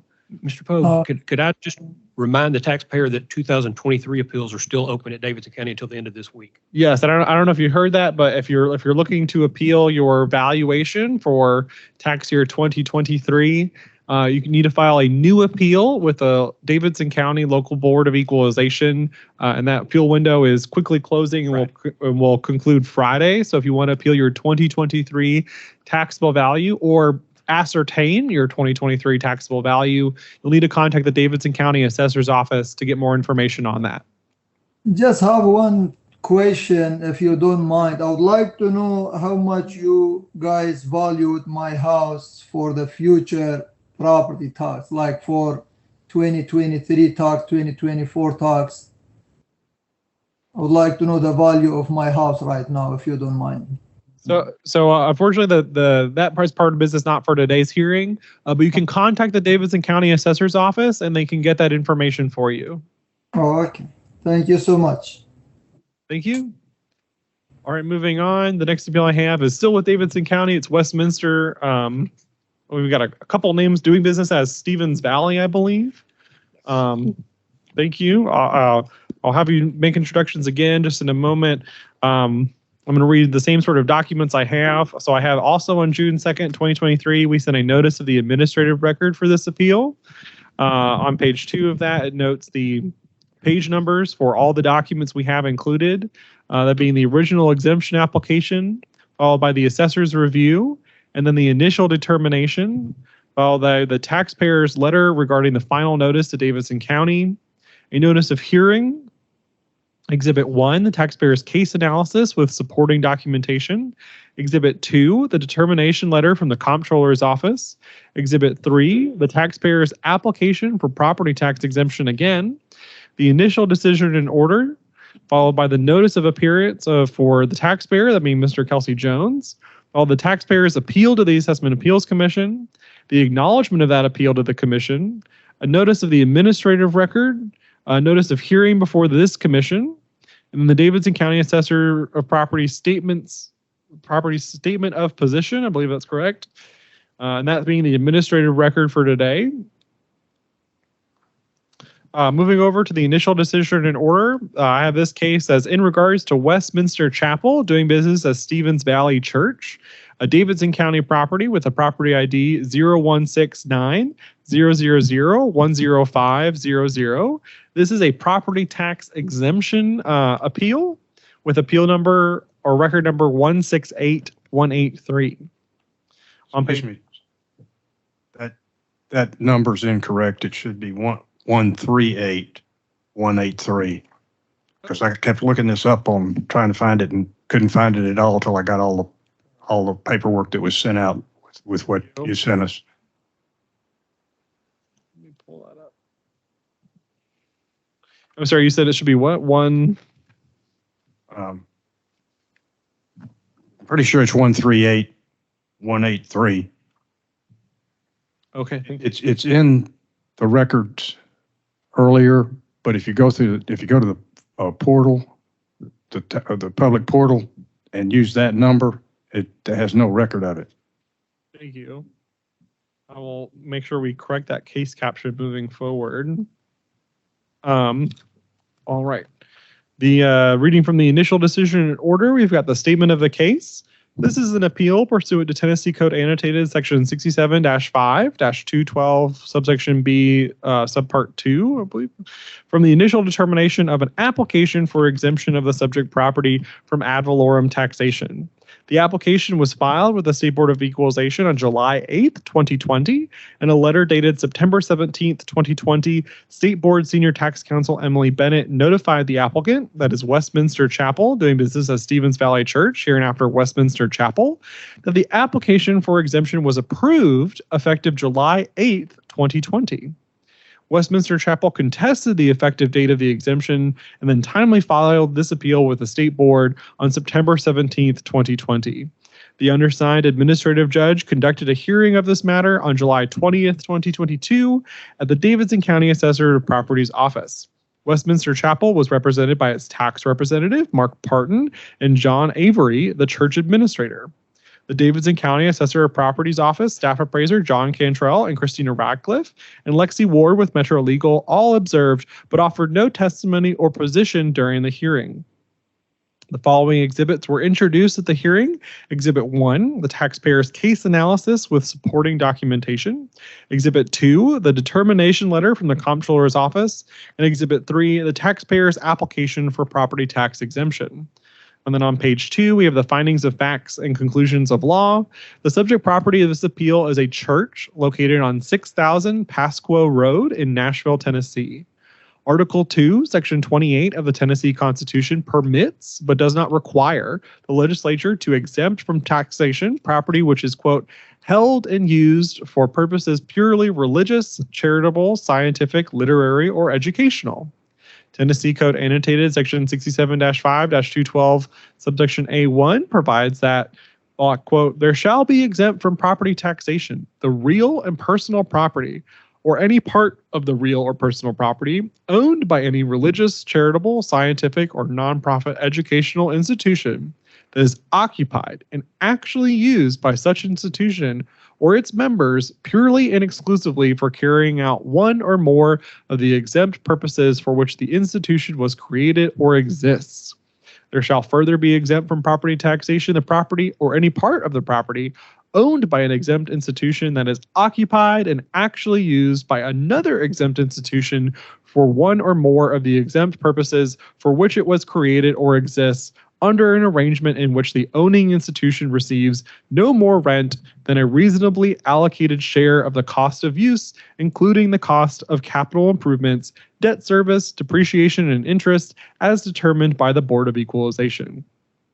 In Tennessee, contrary to most other states, property tax exemptions are liberally construed in favor of religious, charitable, scientific, and nonprofit educational institutions. Then cites Young Programs versus State Board of Equalization. Nonetheless, as the party appealing from the initial determination of its application for exemption, the appellant has the burden of proof in this administrative proceeding, State Board Rule 0600-1-.11, subsection 2. In the original application for exemption that was filed on July 8, 2020, it was stated that the use of the property by Westminster Chapel began on March 1st, 2020. The State Board of Equalization granted an exemption starting July 8th, 2020, which was the date of filing. Mr. Avery testified that he spoke to an unknown individual at the assessor's office regarding any timeliness with respect to the exemption process and was just told to, quote, wait until closer to the time of completion, I believe that's supposed to be. Based on this conversation, Mr. Avery further testified that he filed for exemption within 30 days of the final issuance of use and occupancy by the county, which was granted on June 18, 2020. Mr. Avery also testified that the COVID pandemic caused various delays due to the temporary closings of government offices and places of business. In determining the appropriate effective date of the exemption, the state board's designee relied on Tennessee Code Annotated Section 67-5-212, subsection B3A, which states in pertinent part, any institution claiming an exemption under this section that has not previously filed an application for and been granted an exemption for a parcel must file an application for exemption with the State Board of Equalization by May 20th of the year for which the exemption is sought. If the application is approved, the exemption will be effective as of January 1 of the year of application, and then in bold, or as of the date the exempt use of such parcel began, whichever is later. If application is made after May 20th of the year for which the exemption is sought, but prior to the end of the year, the application may be approved, but will be effective only for a portion of the year determined as follows. Emphasis added. Regrettably, at the hearing, no additional proof was offered to establish an earlier effective date. Indeed, Mr. Avery confirmed that he did not file for an exemption until July 8, 2020.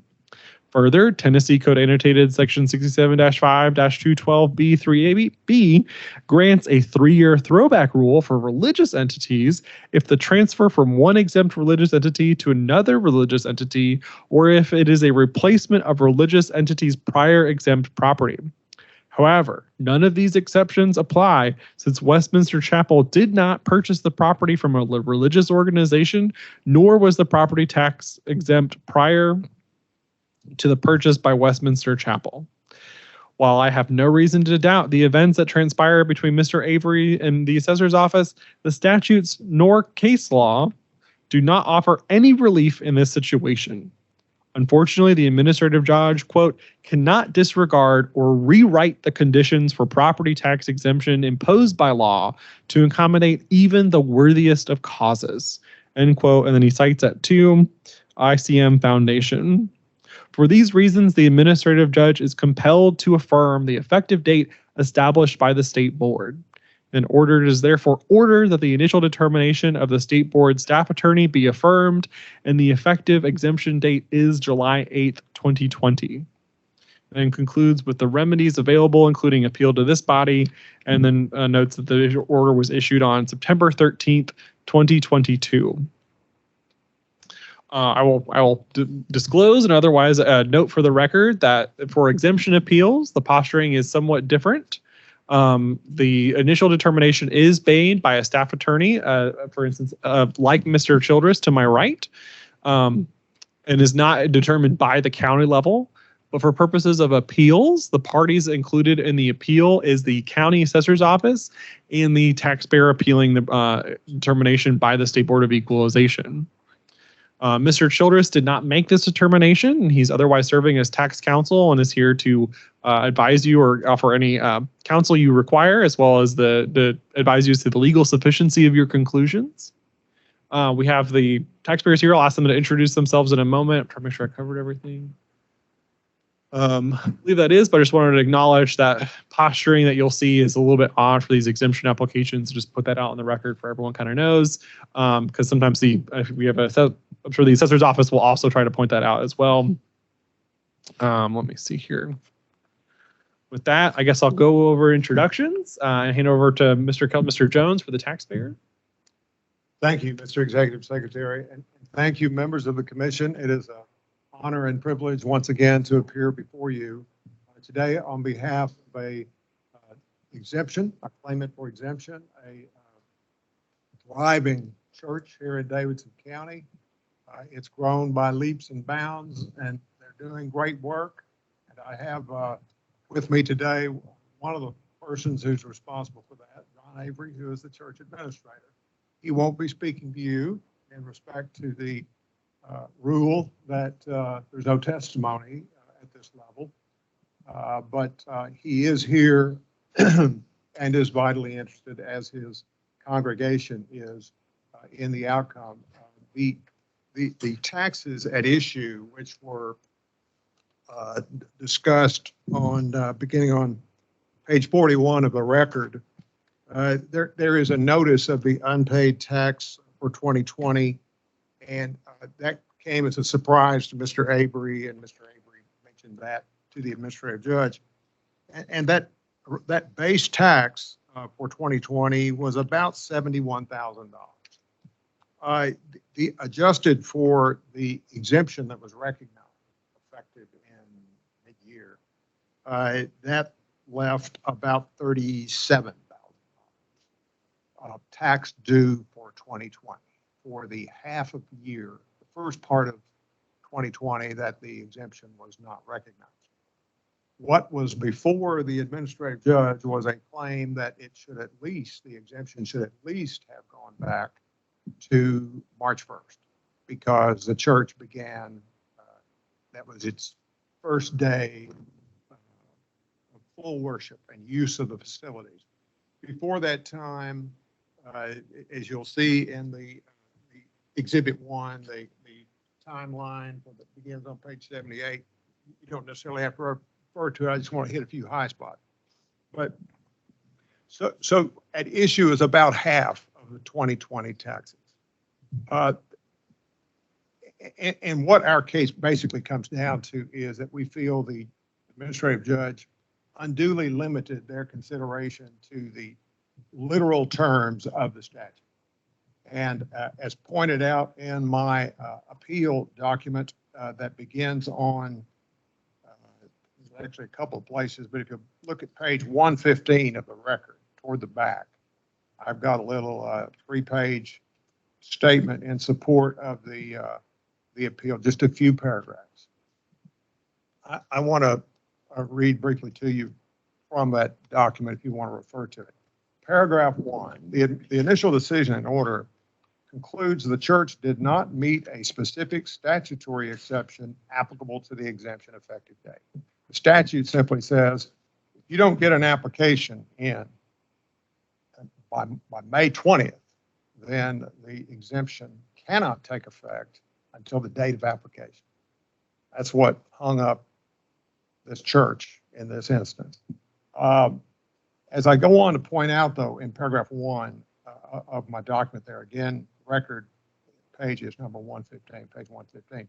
Numerous decisions of the board have cited circumstances, including inadvertent, misleading actions or advice from an assessor that justify an earlier effective date than the language of the applicable statute would have allowed.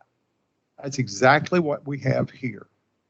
The only case, so I guess to summarize that, there is a body of law formed in the decisions of the administrative judges and this Assessment Appeals Commission that says that that statute can be modified to take into account the circumstances in a particular case. On page 2 of the, well, down at the bottom of the first page, I mentioned one of these cases. It involved Knoxville Museum of Art, an administrative decision, judge decision that dates back to 1992 with Judge Lesh. Judge Lesh, and I love him dearly, was a wonderful draftsman, very thorough, took a pretty hard-nosed view of things in terms of procedures and exemptions and so forth. But Judge Lesh was persuaded in that case that the circumstances warranted recognizing an earlier date for the museum than the law, than the statute would have allowed by itself. I'm not going to get further into that now, but we can go over it. I've got copies of the decision. On the second page, I mentioned a couple of more decisions. Under paragraph 4, these are decisions of the Assessment Appeals Commission. The first is appeal of West End Home for Ladies. That's a Davidson County appeal that involved a property that goes back into the last, well, century before last, around forever. It was around well before there was even a requirement that you apply for an exemption for a church or a charity. And in that case as well, the Assessment Appeals Commission ultimately said, we know what the statute says, but in that particular case, this applicant didn't have notice of the need to even apply because they'd been exempted all along. The legislature changed the law to require that they apply. There was a mix-up at the assessor's office because there were some modifications of the property. Bottom line is they didn't apply until 1985, and normally under the literal terms of the statute, that would have been when their exemption would have begun, notwithstanding that they'd been recognized for exemption for decades. And so you all, your predecessors as the Assessment Appeals Commission, recognized an exception under the circumstances of that case. Now, the one I really want to point out to you is appeal of Cornerstone Fellowship. That's also mentioned under paragraph 4 on page 2 of my brief, my appeal statement. Appeal of Cornerstone Fellowship before the commission rendered a decision on November 19th, 1991. This one is almost on all fours with the situation we have here. In that case, a church acquired property through an installment sales contract and went to the assessor and said, we bought our property. We've got our church here now. Please recognize the exemption. And the assessor said, we don't deal much with the installment sales contracts around here to transfer property.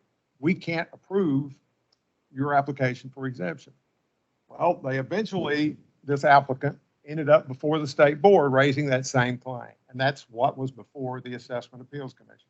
So in that case, the Assessment Appeals Commission recognized a effective date of exemption earlier than what the statute would have allowed because of the advice of the assessor. That the taxpayer didn't really own the property. And the board recognized that, yes, installment sale contracts do indeed convey title to property. The assessor should have recognized the exemption, should at least have accepted the application so that the taxpayer, the church, could get the benefit of the earlier effective date. So in this particular case, we see there's been testimony. It was unrebutted, but testimony from the church that I'm looking at the timeline that's part of the record here. The property was purchased in January of 2018. Site work and construction began in fall of 2018. Several months later, in summer of 2019, the church contacted the assessor's office and said, things are going great here. We're just about to finish here. We're making great progress in the construction. We need to establish our exemption. And the assessor's office said, wait until the construction is through. Perfectly inadvertent error. It's true as far as it goes, but there's also no reason that an exemption claimant can't apply before the property gets constructed. It happens all the time. Sometimes it happens before they even start construction. And often in the past, I know the board would sometimes take that application and kind of sleep on it a while. So get back to us when you get the building finished and start worshiping in it, and then we'll act on your application. In this particular case, the taxpayer, the church said, well, okay, if you want us to apply later when the building's completed, we'll do that. Well, by waiting, they cost themselves an exemption that could have been taken effect on March 1st of 2020. Didn't take effect until July. Let's see, the effective date here was July 8th of 2020. And at a $70,000 tax bill, even those few months are a substantial amount of money for the church. So that is really what is at issue. The administrative judge, Judge Cochran, these cases were not brought to his attention when the case came up before. Judge Cochran was not aware of them, apparently. The only case cited by Judge Cochran was a case called, see if I can find it here, in the ICM Foundation case dating back to 2004, an initial decision order. That dealt not with an effective date, but what did it take to be a qualifying use? And in that case, they'd not established that indeed this property was used as a parsonage, so the board said, no, you don't qualify, clear cut. But this quote that is mentioned here at the bottom of page 3 of the initial decision order, unfortunately, the administrative judge, quote, cannot disregard or rewrite the conditions for exemption imposed by law to accommodate even the worthiest of causes. That's a literal extract of the ICM decision. But ICM didn't have anything to do with effective date. So the judge had no knowledge of these precedents that go back quite a while, quite a ways. The Cornerstone case is a 1991 decision, late 1991. There are people on the board staff that may remember that, but until recently, there wasn't even a way to search the files and the records of decisions of the board about such matters. If you go back and look now, you can find it, but you have to, construct your search properly and so forth. But there they are. At least 3 decisions, there may be more, that say that the literal effective date terms of that statute can be mitigated under proper circumstances, including inadvertent, misleading guidance from the assessor's office. And the Cornerstone case is an example of that. So that's really all we're asking. Move the effective date up from, almost all we're asking, move the effective date up from the July 8, 2020 to when they first began worshiping on March 1 of 2020. Now, and that's the end of our case, and I'll take questions, but let me mention one other thing that's come up. On page 41 of the record, we see this notice of unpaid tax, and that tells us that roughly $71,000 was the base tax for that year, and there was some interest added in because it was a surprise to the church even to get that tax bill. And of course, they didn't pay it by the delinquency date, so there was 18% per annum interest, which is what accrues on an unpaid property tax in Tennessee that's not been appealed. But of course, the church had that appeal. So if the trustee had known that, it probably wouldn't have added that interest. But anyway, that's another story. But that number itself, the $71,000 tax for 2020, is based on the full value of the property for the full year. The property wasn't finished with the issuance of a certificate of final use and occupancy until, let's see here, there was a long delay this time. The temporary UNO was issued late February of 20. The final UNO was not issued until June 18th of 20. An extraordinary wait, especially for the efficient folks in Davidson County. But remember what happened then. That was COVID. 2020, I know I don't have to remind you about that. So nobody got around to issuing those certificates. But at any rate, and that contributed to the tardiness, if you will call it that, of the church in getting that application filed, because they never got that final certificate of use and occupancy. But anyway, my point being, just as an additional issue, we would like to ask the board to amend this exemption appeal to include the value of that property, just so the assessor can examine and verify that number. Because if indeed the property were not completed until March or June, whatever, the actual substantially completed is a language of the statute. If it was not substantially completed as of January 1, it's entitled to a prorated exemption, even if it was denied, prorated value, even if it was denied exemption. Okay, so we would like to ask you all to allow us, and I think this fits within the rules. It's an amendment that conforms to the evidence in the case. That full value was utilized for the 2020 taxes when in fact the property wasn't complete for the full year. If you will simply allow that amendment and reserve that issue, because none of us are ready to talk about it today, then the county can look at it and say, Jones, you're wrong, we got it right, or not. And if they acknowledge that there was, a full year's tax and they think it was due, then that's one thing. But if they say, yeah, you're right, we probably should reduce that value, then even if you all grant our earlier effective date, that'll affect how much tax that they paid for 2020. You see, if you move it up, the exemption up to March 1, they'll be still taxable January, February, I guess, all January and February. But maybe it needs to be, the basis of that should be a lower value because the property wasn't complete as of January 1, 2020. So that's our case. I apologize for taking what appears to be a simple issue of effective date and taking this much of your time. But that's the situation. By any questions, and of course, we recognize the county may want to be heard as well. I might be jumping the gun a little bit, but is this something under our current standard of review that we could do about an amendment, and also the information that's been presented is that new evidence? Or so I can understand exactly what you're saying, and also I'm not sure exactly what you're asking for. It seems like it's an either or thing. So could we go a little bit slower and clear things up, please? If I could clear that up, it's from our point of view, it's kind of a both and situation.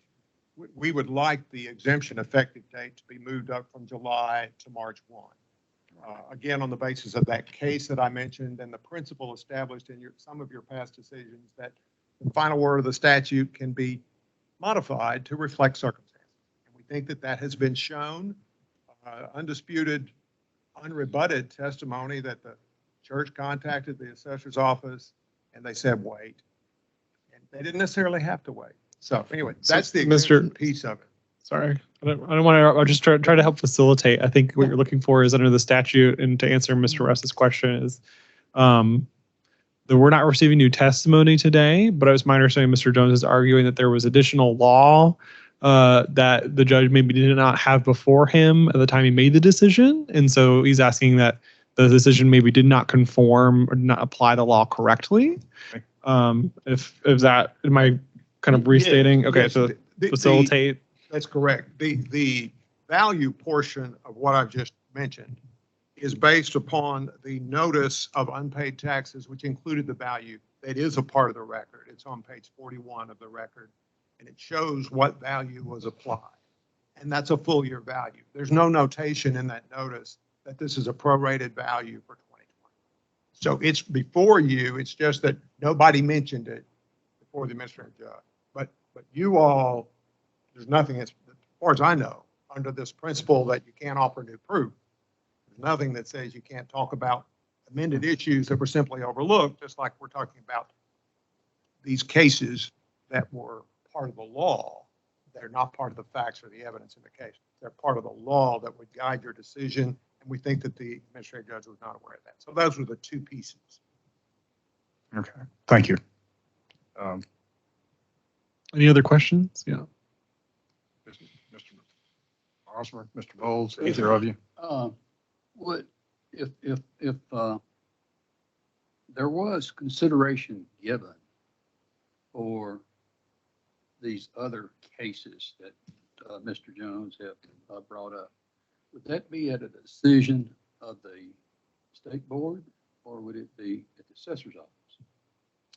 So, sorry, I'm just going to point out I'm going to represent that to you in terms of a legal question, or actually I will actually defer it to your actual counsel, Mr. Matthew Childress.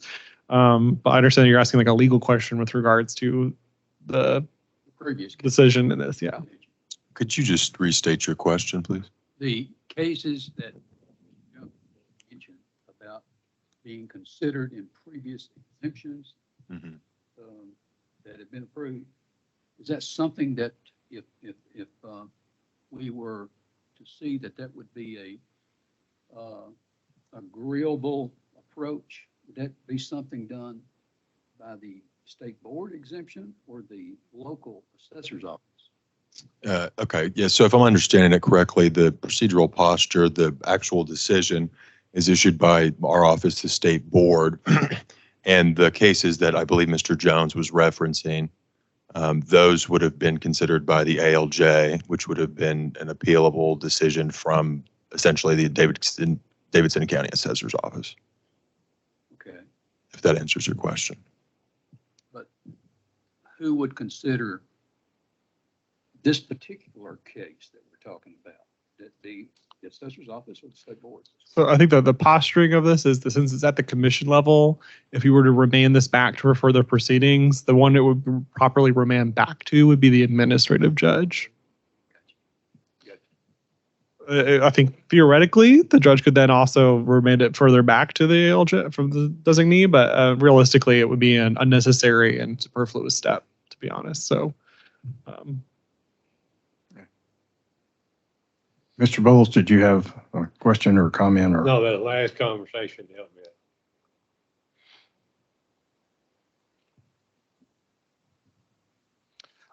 all right, so I guess I will refer it over to Davidson County. If you introduce yourself. I don't know if you have a comment. I know you filed something, or previous counsel filed some statement previously, so I'll let you explain that yourself.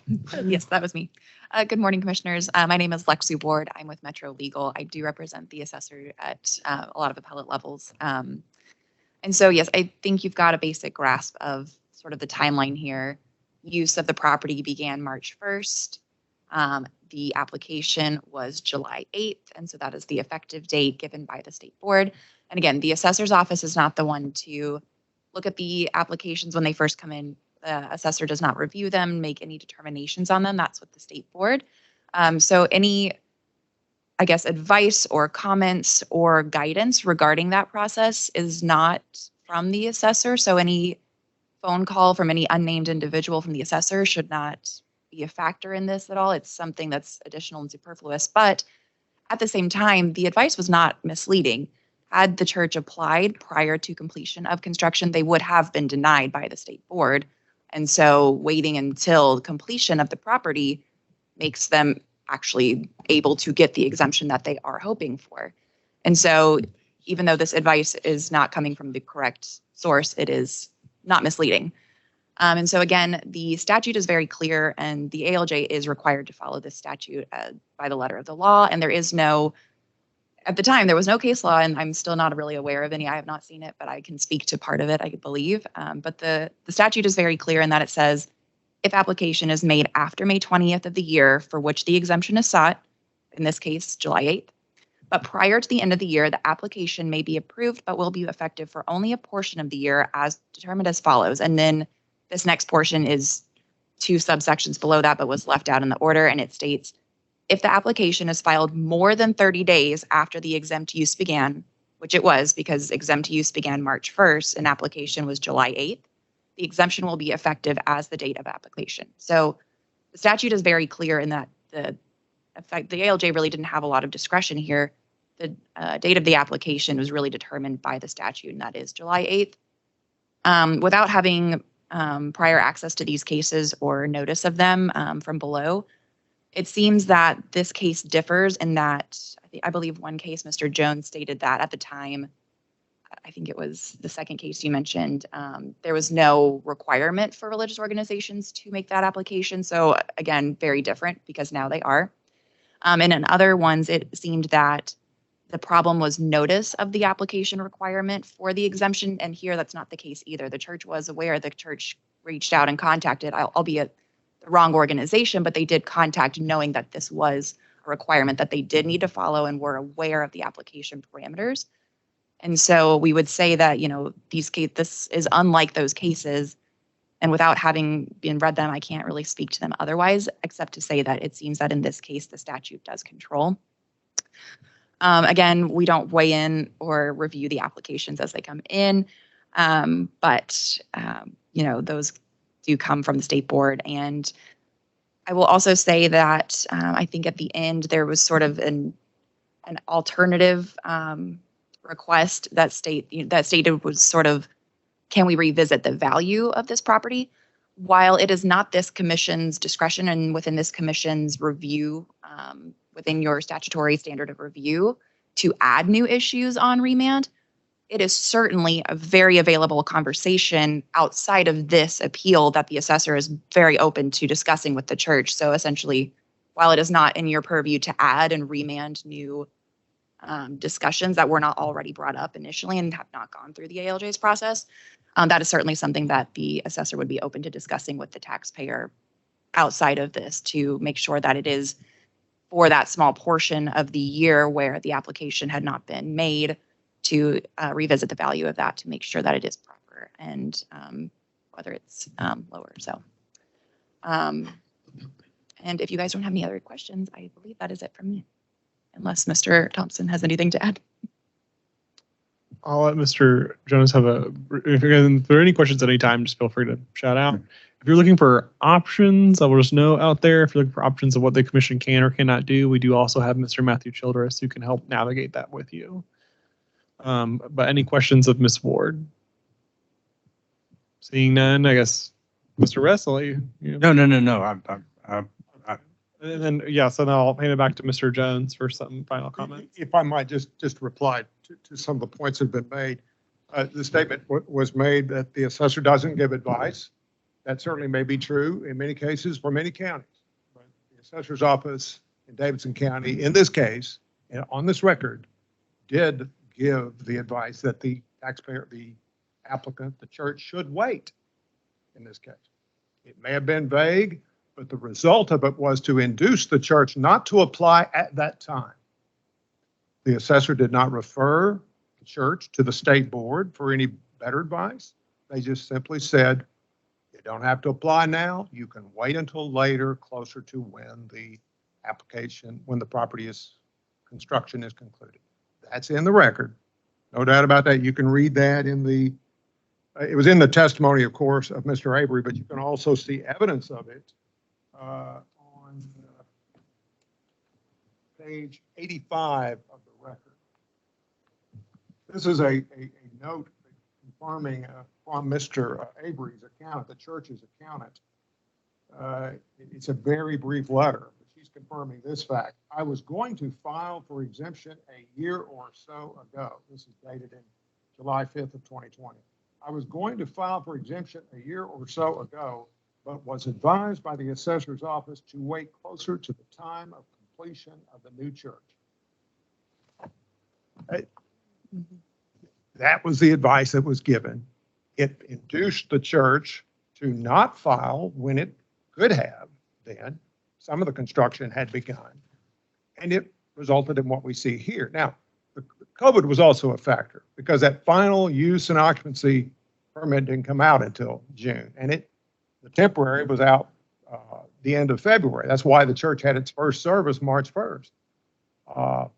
But the church was in a good faith state of confusion about when it should apply based upon the conversation that's recorded on page 85 of the record. As to the cases, all three of those cases I mentioned, the statute read the same as it does today in regard to the effective date. That is, if you miss the May 20 deadline in a given year, the exemption can't take effect until you begin to use the property or the date of application. And that's what got them here. They applied in June and July, and that's when they were recognized for exemption. So the cases that I've mentioned all dealt with the fact that the statute says this, but the circumstances are such that we are going to mitigate the effect of that on the grounds of fairness, or as I pointed out in my decision, and was cited by Judge Lesh, there is a rule of liberal construction. It's mentioned on the bottom first page, top of the second. Judge Lesh in that case cited the assessor's acceptance of partial responsibility for a delayed application, as well as the long-standing judicial rule of liberal construction in cases of religious, charitable, and related property tax exemptions. And they mentioned a couple of old cases there. So the effective date, once the requirement of applying for an exemption was put in place, it wasn't long before this rule of effective date took effect, and it was in effect when these cases were all decided. But on the other point, and I'll give it a rest then, you certainly can't accept new proof at this level. There's nothing in the statute or rules that impose that requirement. It says you can't bring up an issue that wasn't considered below, an issue of law or an error of law, or even an amendment when the proof, as it turns out, opened an additional question like, was the value prorated? That this tax bill that's in the record was calculated? What was it considered that the property wasn't there on January 1 in the way that would give it a value that resulted in $70,000 tax bill? So you can certainly, you can decide to say, okay, we're going to allow that issue to be considered. We're not going to consider it because the administrative judge hadn't heard it yet. You can remand that to the administrative judge. You can decide the exemption effective date question today, though. You have unrebutted testimony sufficient to fit this case within the cornerstone decision that I brought to your attention.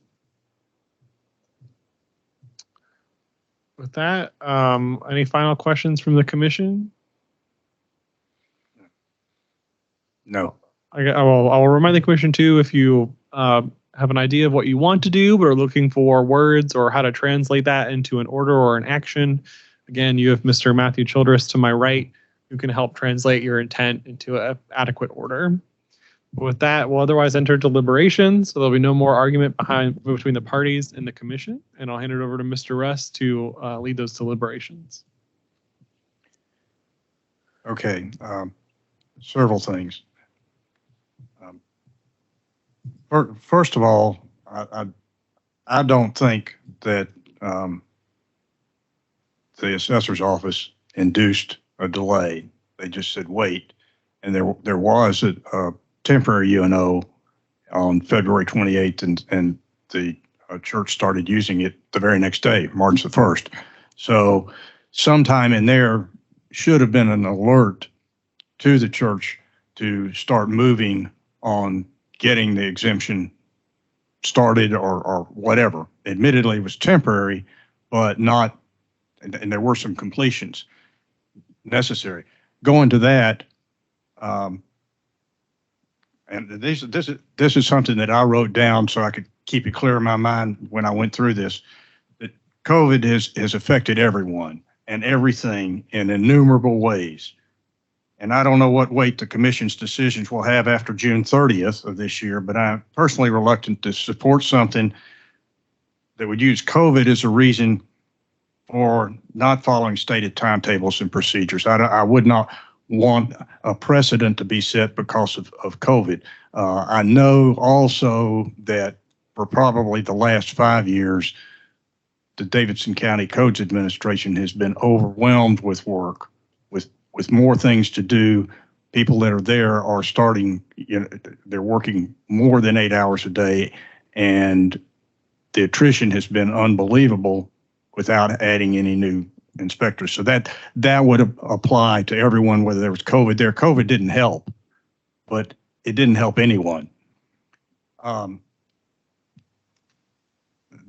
This has been a difficult case. The church did what they thought was correct, and unfortunately, it's been adjudicated right now that it has been incorrect. They did receive the tax status or tax exempt status, but unfortunately, they also incurred some tax liability. I don't want to get into the discussion of value. That's not the question here. That's between the church and the assessor's office. I think considering the information that with these other cases that the board and the commission has decided that Mr. Jones has brought to our attention, that a remand to the administrative law judge to consider these cases or these cases and looking at his decision in terms of the effective date is appropriate. So those are just my comments right now, but I'll pass it on to Mr. Osborne and Mr. Bowles to listen to them. And I'm actually kind of throwing that out there among the three of us for discussion right now. I think that the way you have stated it is very clear. And I wholeheartedly agree with it. This is a complex issue that has taken place at a very difficult time for everyone in public service. It was a lot of delays and a lot of misinformation being passed back and forth. But my major issue is if there's been consideration given by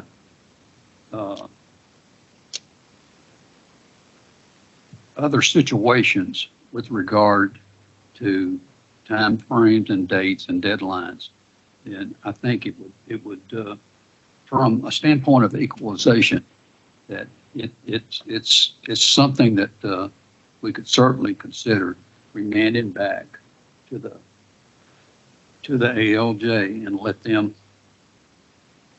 do a review of these cases that they can find, if there is any, and ask for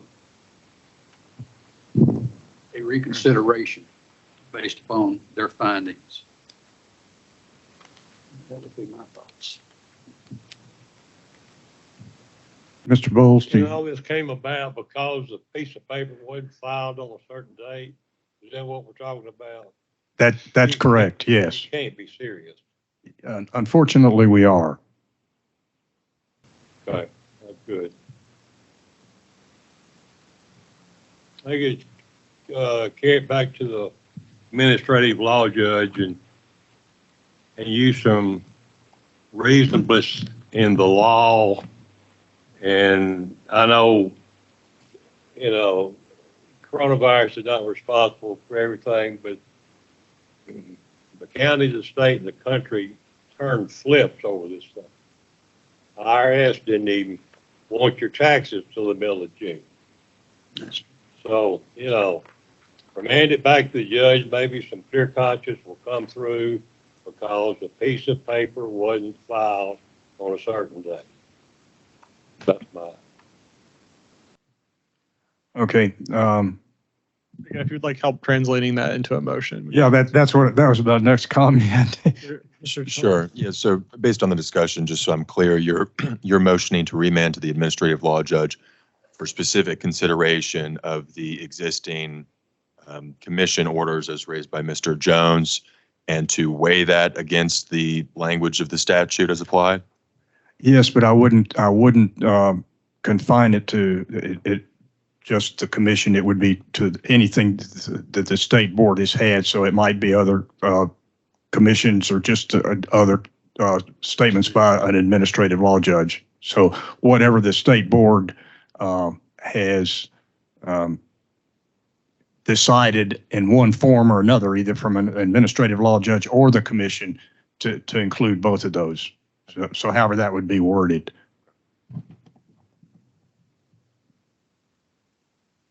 Okay. You want to? Yeah, so just a motion to remand on that specific issue with consideration of existing commission orders or existing findings, established findings. Yes. Is that right? Yes. Okay. Sound good? Yeah, usually as a catch-all, usually add any other further proceedings as may be necessary. Just as like a catch-all, but. Okay. Can we vote? Yes, yeah. So I guess as stated from Mr. Childress, and I guess I will try one last time to restate it aloud. The motion on the floor, as collectively said, I guess this one wants to, say as said by Reverend Pope. The motion is Mr. Childress is to remand to the administrative law judge to adequately address the legal provisions raised by Mr. Jones at this hearing that he should hereafter file with the State Board of Equalization. And for the judge to adequately address those concerns as may be necessary in another hearing or order from the administrative law judge, and otherwise remand the case for any other proceedings as may be necessary.